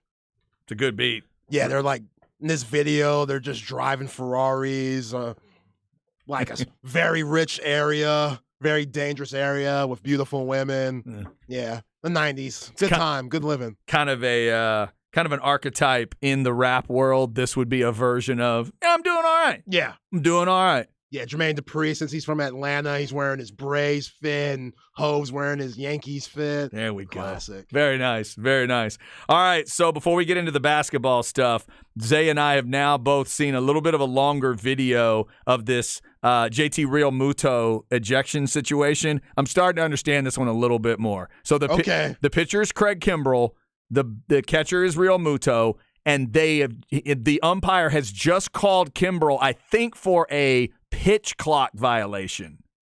So there would be a reason here for the pitcher and catcher maybe to be a little saucy. And now watching it roll through, I can see how the, like, based on what I've just watched, I don't know why Real Muto's moving that glove until there's a ball in it. There's no reason for him to move it. He watches Kimbrell throw 2 baseballs between home and third. That's what you and I were trying to figure out. Where's he throwing these balls? Yeah, he's just throwing it out. He's just throwing the baseball out to, I'm assuming that's his dugout over there. If it's not, that wouldn't be good. But I'm assuming it's his dugout over there. And because Kimbrell immediately grabs a baseball and throws it over to the side, that's kind of showing up the umpire to start with. Now he's done it twice, and then the catcher. Wait, how's that showing up the umpire? Just throwing the ball out? Pitchers don't normally do that, do they? You're just throwing a ball? Just throwing the ball away? Between home and third? This is the show. No, I understand, but like normally catchers do that. If you're going to get rid of a baseball, that's between the umpire and the catcher and the ball boys, right? But we're talking about, does it normally happen? How is he getting shown up, though? Like, is the ump thinking, oh, I've never seen that before. Disrespectful. No, I'm just can't take it. I'm saying if he just called him for a pitch clock violation and Kimbrell immediately takes the next baseball and throws it off to the side, it's kind of disrespectful. Okay. That's so I'm not saying he should be thrown out here. I don't know if Real Muto should be thrown out, but I see a little more of the context there. Still a sensitive umpire, though. Still a sensitive umpire. He needs to understand that they're all working through these new rules, man. The bases are bigger, pitch clocks and everything. Kimbrell and Real Muto have been in this game a little while. These are not rookies. Like, you gotta have a little leeway. And it's spring training, as you keep bringing up. Yeah, but this ain't about you, Blue. Well, this ain't about you. That's the thing. If they show you up, if they disrespect you, who cares? Right. Unless if they call your mama out her name, then I ain't trying to hear it. I'm really not. And who knows if he was on top of his game. But I'm not saying he should go straight up A.J. McCarron and say, my fault, fellas. I'm mucking up today. I need to be better. I'm not saying that. But if you're wrong, own up to it. If there are certain things that these guys are getting used to because of the new rules, how about we be more understanding instead of in spring training throwing guys out? It's too early for that. Yeah. Like, we ain't even in the midst of the season. They ain't even getting hot yet. So I, as a former official who never threw anybody out, ever, coaches would go at me, especially they would try me since I was young. I'm like, hell no, coach, you wrong. I know the rules. You wrong. You okay? Don't try to check me because I'm young. I still know the rules. Little Collier, that's awful. Your pops wouldn't take that. Your pops would think that's awful too. They try to push them buttons. I'm like, oh, okay, coach, I'm not going to penalize these kids. Mm-hmm. I'm not going to penalize what they work for every week because your ass is ignorant. That's But you never threw them out. But you never throw them out. You didn't throw them out. Okay. Yeah, you gotta have thicker skin than that. And what we saw from Randy Rosenberg, I might have been a little bit excessive with him being fired, but he needs to lose some money. And Rosenberg is who again? The umpire. This is the umpire in the Real Muto situation. Yeah, he needs to lose some money. Okay, all right. I just want to make sure you weren't going back to the Brock Cunningham. I'm just making sure.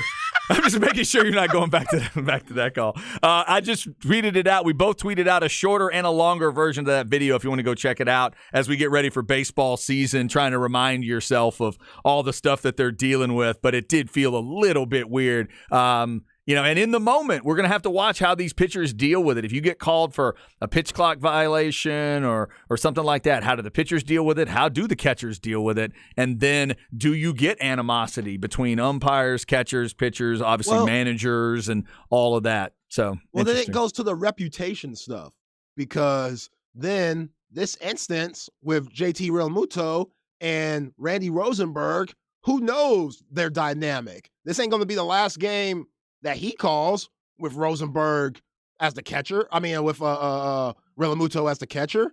It's not.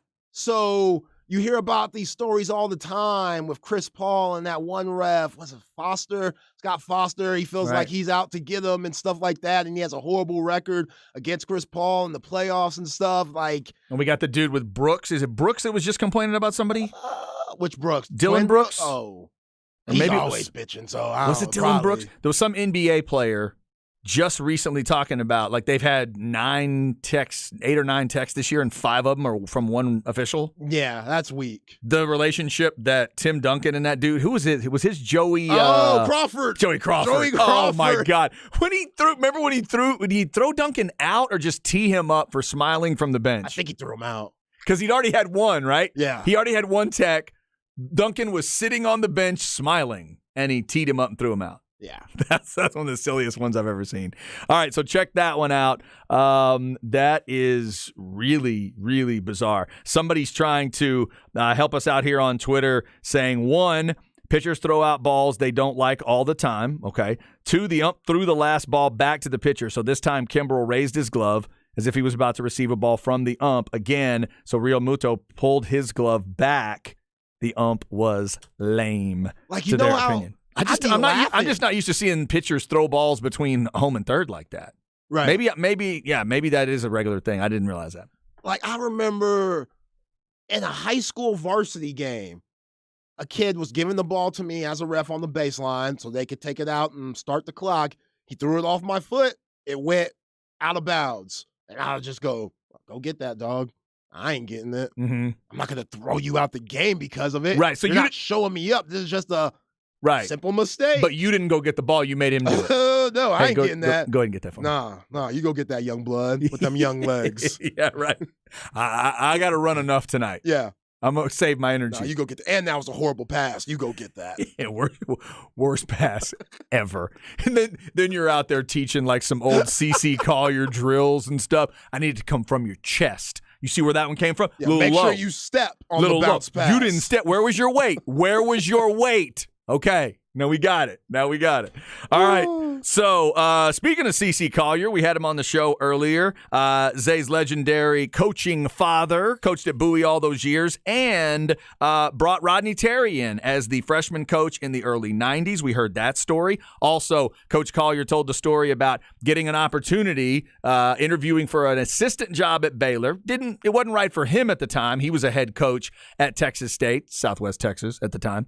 So that didn't work for him, but he did think it would work for Rodney Terry. Baylor does end up hiring Rodney Terry, and the rest is history because yesterday, Texas officially hired Rodney Terry as the coach. So, Zay, as a fan of this basketball program, you said it weeks ago. I don't know if you said it right after that Rice game, but as the season developed, you said as you were watching it, you thought he deserved the job. You thought he had earned that job. Now, obviously, he's got it. So, from this point moving forward, I'll kind of ask the last question that Brock Cunningham asked him about what happens now. As a fan, where do you want to see this go from this point to let you know that this is the right decision? Well, you're building on the momentum that you had this season, going to the Elite Eight and seeing all of those guys fight for you and fight for this university and see the pride that Coach Terry had coaching them and the pride that he has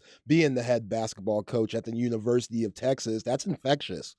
It is. And the city and the university, it sells itself, but having somebody that you could relate to like Coach Terry and having somebody that positive, I mean, this is a new age of kids. Not these kids, they're not getting coached by the Bobby Knights and, those hard-nosed guys that just going to be ripping into you every day. That's kind of came and gone. Those guys are still do that.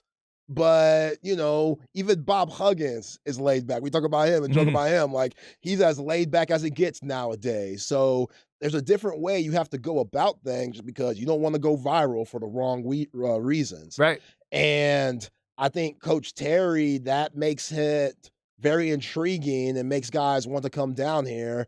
And, it's he's such a good recruiter, and you heard my pops say, like, they called him Smooth back in the day. He's a smooth guy. He really is. Like, you see his woman, he up there with Sark and them. Like, Coach Terry, he out here. He doing very well on and off the court. Yeah, he made sure to thank her today. Yeah, definitely thanked her, which good job by him. But, yeah, Chad, just building off the momentum and getting these transfer portal guys in, also the high school ranked guys, making sure you could go international. I don't think the Horns have done that enough. Like he mentioned Doge Balbay. I love that he mentioned that, Coach Terry, in his presser today. That was interesting. That's saying something because having that guy behind you, think about all the connections he has overseas, playing in Europe. Bob Donewald has connections in Europe too. So just those things have to keep you excited because it's University of Texas. There's nothing but high expectations here.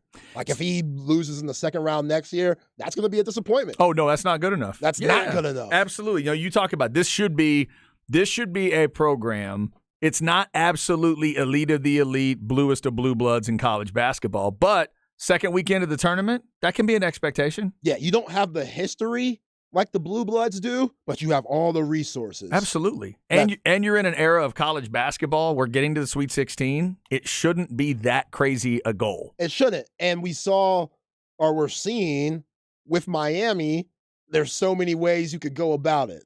Yes. And these guys, whether you think they deserve to get this paper or not, hey, they're wiping their ass with $100 bills in Houston right now, waiting to play in the Final Four. Hopefully that's not what they're doing. Please don't put that mental image in my brain. I do not need to think of something like that.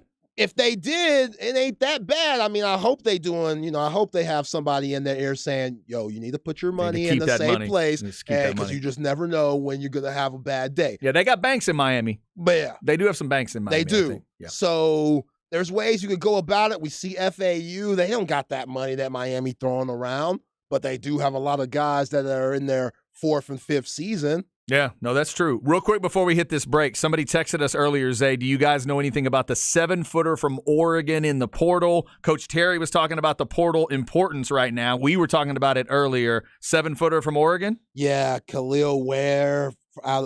He's from Arkansas, went to Oregon, didn't have the best season up there, but he's a 5-star player in the 2022 class. You need bigs, even though it's a guard, era, and you need serious guards to, go far in the tournament. If you have that one big that you could throw the ball to and he could get you a bucket with the mixture of all those guards, like UConn with Sanogo, that'll take you a long way. And again, who knows what would have happened if Dylan Disu was healthy. I was going to say, like Texas was starting to show you with Disu. Disu was becoming that. That's why this season, as good as it was, it's still so disappointing and hurts so much because we'll always be wondering what could have been. Yeah. And Dylan Disu, hopefully he could come back. Maybe we'll see. It seems like guys could get that extra 8th year, 7th year of eligibility with the COVID year. Look at Brock Cunningham, so I wouldn't put it past them. But, Christian Bishop, Sir'Jabari Rice, Marcus Carr, Timmy Allen, all those guys are leaving.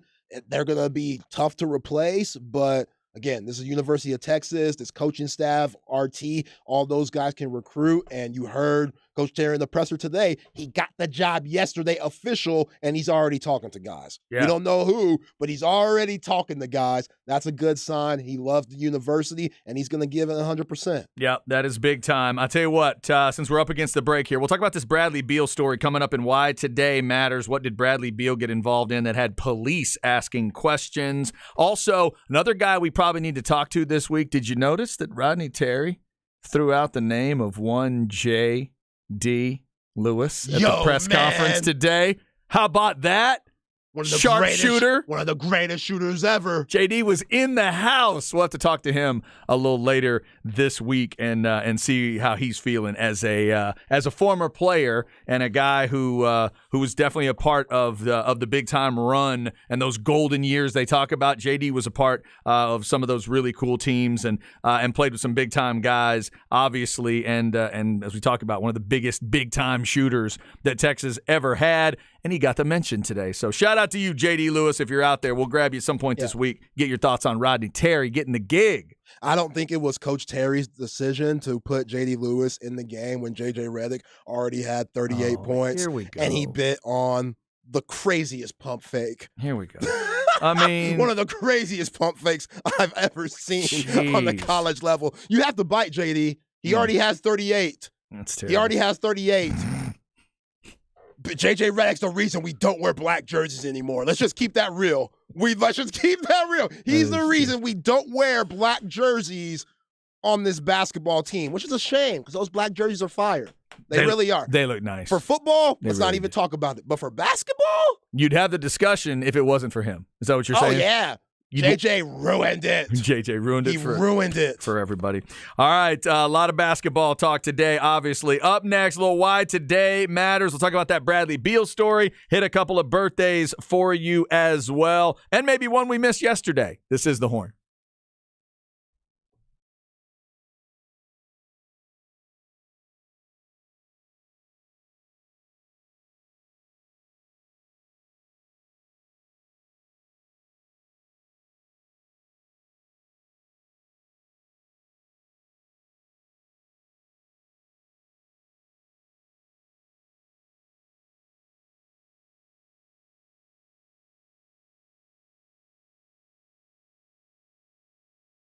All right, this is Chad. Let's talk a little sinus and snoring specialist. Hope you're feeling good, resting well, sleeping well. But if you're not, sinus and snoring specialist can really help you out. Dr. Slaughter and his crew do incredible work there. He's double board certified in ear, nose, and throat, so he's got surgical and non-surgical options to help you out. For me, it was moderate obstructed sleep apnea. I had some of the allergy issues that people deal with, a couple of the other things, even right down to the uvula, the bag in the back of your throat. Mine was 3 times too big, which can actually contribute to snoring or whatever. So now I cannot do the decent Chewbacca impersonation that I used to be able to do, but I also sleep a lot better. So I'll take that swap because I was not working for Star Wars at the time. Thanks to Dr. Slaughter and Sinus and Snoring Specialists for helping me out. They can help you out as well. They can get rid of your allergies for good, those sinus issues you've had, snoring, sleep apnea. They'll take a look at it, figure out what's going on with you, and then tell you all the options they have. Call and set up an appointment today, 512-601-0303, or go to sinussnoringent.com. It's Sinus and Snoring Specialists. Feel clear, rested, and healthy.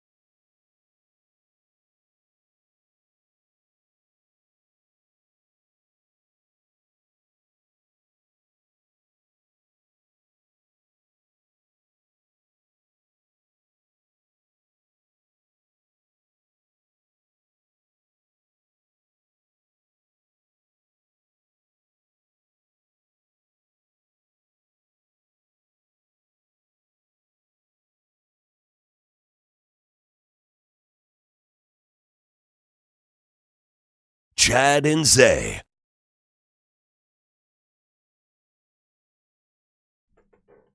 All right, rolling through a Tuesday.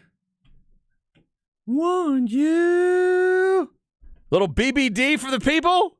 That's right. Belle Biv DeVoe.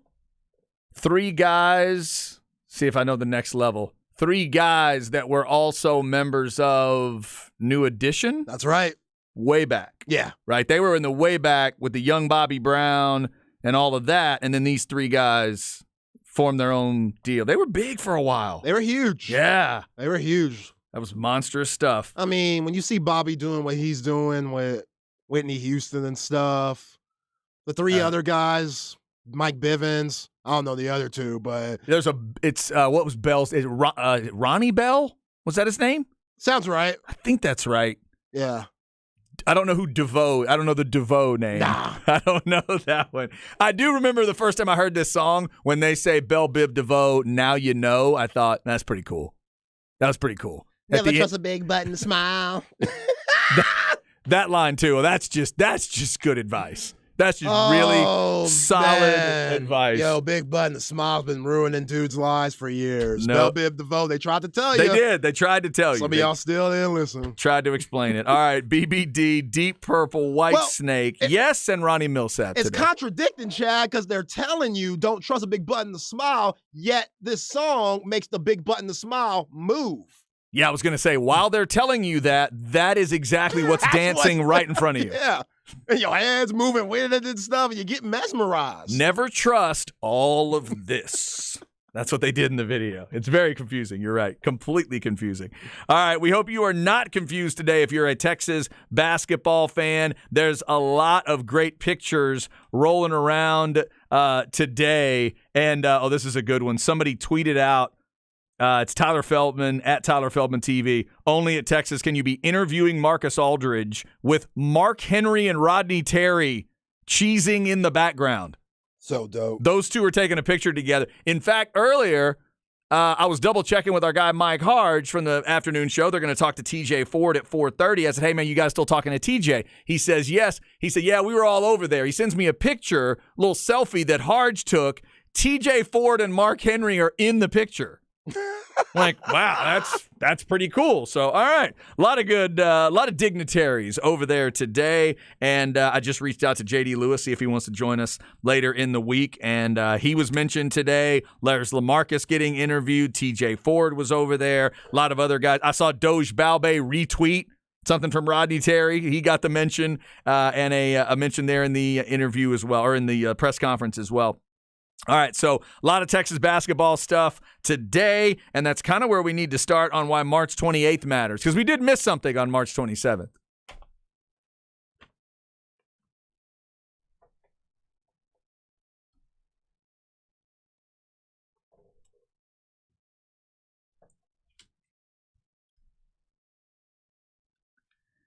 March 27th was Rodney Terry's birthday. We missed that one yesterday. 55 yesterday. The double nickel, like he said today, he wishes it would have been a trip to the Final Four as the birthday present. But getting the job officially probably came in. That's a good second place if you're going to get that. So happy birthday to Coach Terry yesterday. The story we wanted to hit today, and kind of why today matters, more NBA drama. Zay, Bradley Beal of the Wizards is under police investigation after a post-game incident with a fan in Orlando. After the Magic beat Washington at the Amway Center, he and the Wizards were exiting the floor. According to the police report, an unidentified man says to Beal, quote, "You made me lose $1,300, you F-word." Beal, according to the report, turned around, walked towards a friend of the man who made the comment, and swatted his right hand toward him, knocking the man's hat off and contacting the left side of his head. The man is heard apologizing, implying he did not intend to offend him, but the complaint does say no charges have been filed as of this morning, but there's a possibility of a simple battery charge here. Didn't mean to offend him. You called him a muck. Yeah. Substitute the F for M. Yeah, that's a little The F word is a very powerful word. Yo, I don't mean to offend you. You got to be careful when you use it. Yeah. Like, I don't think I could ever call someone an F word like that. You got to really be careful. You got to know that person really well. You're throwing that grenade. Certainly not a stranger. I could probably pull that off with a really good friend of mine. I could call him that exact thing, but I've known him for like 20 years. Yeah, and as I watch this Hardwood Classic double nickel game with Jordan versus the Knicks behind you, this is weak, Bradley Beal. This is weak. And somebody on the Specs text line asked me, yo, Zay, how do you feel about these NBA players getting people thrown out of games? It's whack. It is. Now, we are at a point where you shouldn't be threatening anyone. And I think if it gets to that point where you're saying, oh, get your family, that's a little bit much. But if you're just doing simple opponent fan barking that we've seen plenty of superstars and athletes have to endure throughout the course of their career, and you're just being sensitive, Russell Westbrook, LeBron James, Kyrie Irving, and getting these guys thrown out the games, it's weak. But here's the question. Is there any line that's been crossed here from the fans' perspective? You're going to literally say, you cost me $1,300? That's your gripe? You're going to yell at him that way? Cross that type of line? Like that, if you're going to go at somebody, I mean, at a game as they're walking out, if you yell something about like that they hurt your fantasy team, I think that's dumb. Or in this case, you cost them. They didn't cost you any money. You cost them money. Right. Like, stop it. What are you doing? You're going to literally yell. That's the thing with me. It's just the boundary lines that we've now chosen everybody gets to cross. We got to reestablish these boundaries, man. I don't care what you lost because Bradley Beal had a bad game. Just shut your mouth. If you want to scream, you suck, do that all night long, but don't get that specific. Yeah, but those boundaries, they've been crossed. It's just now guys are doing something about it. Like we're seeing documentaries on Malice in the Palace, and ever since that incident happened, we look at fans different, but still, like, they're just talking. They're just trying to throw you out your game. You're getting paid millions, buku money. Right. Have some tougher skin. Game's done, though, here. The game is done, and they're headed off the floor. Go to the locker room. You're about to get on a first-class flight to the next city. Yeah, you're about to eat a gourmet meal. That's true. No, life is great. There is huge blame on both sides because A, you don't cross that line if you're the fan, and then B, there can't be physical contact after that. I wish I could smack the hell out of everybody that says something crazy to me. Right. I can't do that. Just wave goodbye and get out of there. Like you and I, we got our trolls too. There's a guy that's always saying something on my Instagram account. You wouldn't be ish if your dad was this. You right. I wouldn't. I would not. You are absolutely right. But I'm taking the opportunity and I'm running with it. But you don't take an hour every night, hopefully, to engage them on social media because it would take too long. Exactly. Like I don't have that type of time. You just gotta let it go. Not everybody's gonna love you, Bradley. Right. Yeah. Not true. Everybody is going to For one, you shouldn't be losing to the Magic in the first place. You lose to the Magic, y'all got some serious problems going down in D.C. I think that's what the bettor's saying too. Yo, man, this was the easiest 1,300. What? Come on, man. Yeah, help the me Magic, out. they trying to get Victor Wembanyama too. Yeah, you're right. Of all the things you could yell at a player, that is far from the worst thing. Far from the worst. I would advise you not yell that. And definitely don't add the insult at the end. If you want to yell, hey, man, you cost me $1,000, I think that's stupid. Don't add the insult. Don't do that. Don't call someone an F word for no reason. That's silly. That's a little silly. And then Beal cannot react that way. You can't go over there and slap a hat off of somebody's head. Yeah, Bradley Beal, you're a top 25 player. You can't do that. No. This is something that Patrick Beverley does, not you. Patrick Beverley probably can't wait to do something like that. Now he knows he can't because reputation. Yep. If he does it, talk about the fine. Yeah, that's true. Good point. That is a good point. All right, so we mentioned the happy birthday for Rodney Terry yesterday. On the basketball side, Rick Barry has a birthday today. Underhand. 79 for Rick Barry. Kids might want to try the underhanded free throw. It don't work. He was 90% for his career in the NBA. Talk about touch. Like how? How? Like incredible. Just tossing things two-hand into a trash can is difficult. He tried to get Wilt to do it, and Wilt said he wasn't cool enough, even though Wilt's percentage went up. Really? Uh-huh. Wilt said he could actually shoot it a little bit better. He just couldn't do it. Interesting. Shaq was the same thing. I think he talked to Shaq about the idea, and Shaq just couldn't conceive of, nah, man, I can't go underhand. Sorry. I mean, if your kids don't even do it, John and Brent, It's true. which they were really good shooters. John Barry, he was a good shooter. Georgia Tech days, Brent Barry, Oregon State, and NBA, those were really good shooters. But Hey, it doesn't matter. If whatever it works for you, it works. It's like the golf thing. The guy told me years ago. It's not. They don't ask how. They just ask how many. How many did you make? As long as you could bounce it off your. Are you allowed to throw it up and headbutt it? Could you do that?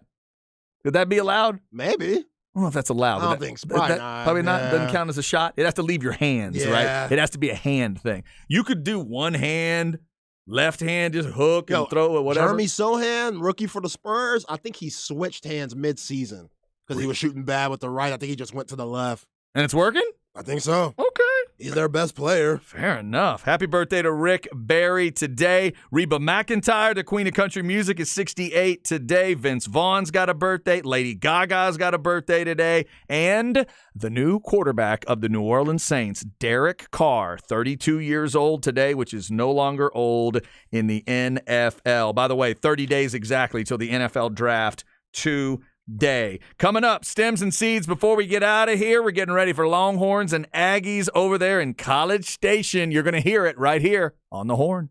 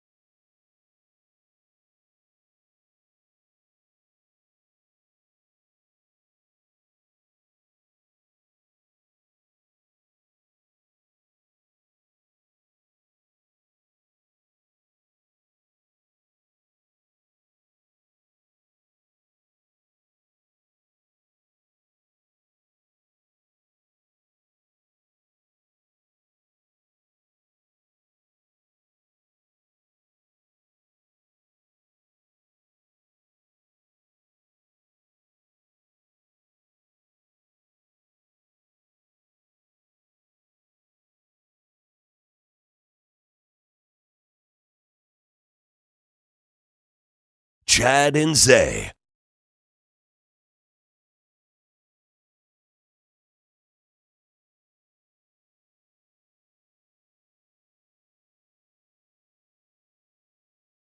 Oh, you better grab an umbrella. I like that.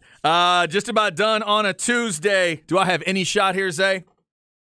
You should kind of know this, but Really? nah. No? Is this Like, you should have known that last rapper. is this like super modern, like right now? No. No.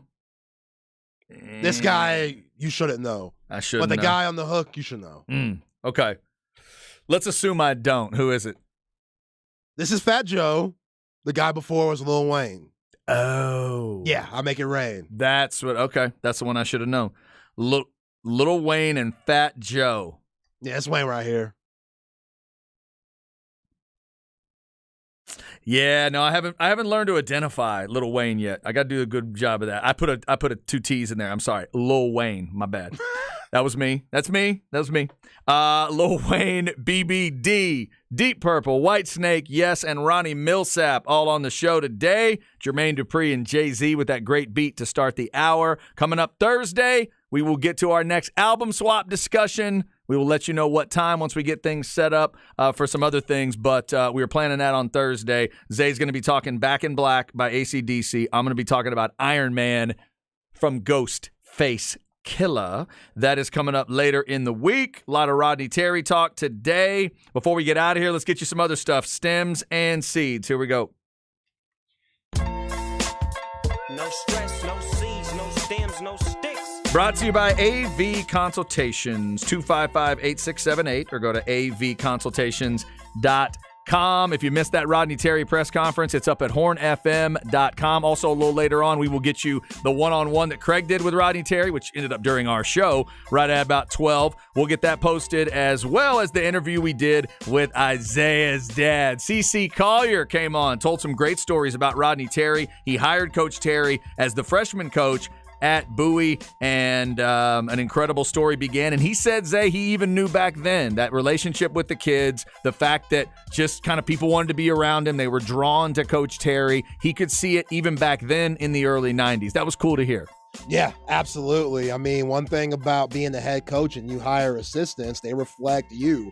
And you want guys you could trust and have a great basketball mind, but also understand that there's more than basketball. And CC saw that early, and here we are now. Coach Terry, head coach of the University of Texas. He is the man now. He is the coach of that men's basketball team. Already said he's looking at transfer portal guys, too. That's what I'm talking about. Already checking it out. All right, we hit that weird Bradley Beal story. A couple other notes today, getting you ready for, of course, Texas baseball tonight. Texas at Texas A&M. Longhorns have not won in College Station since 2011. We all know there's reasons why that's true. And then they haven't won at all against A&M since 2018. The famous Clemens rounding third with the Hook'em Horns game in that regional. That's the last time Texas beat the Aggies in baseball. It'll be huge tonight, Zay, to keep this winning streak going, get it to 15, but also end the streak where the Aggies have 4 in a row.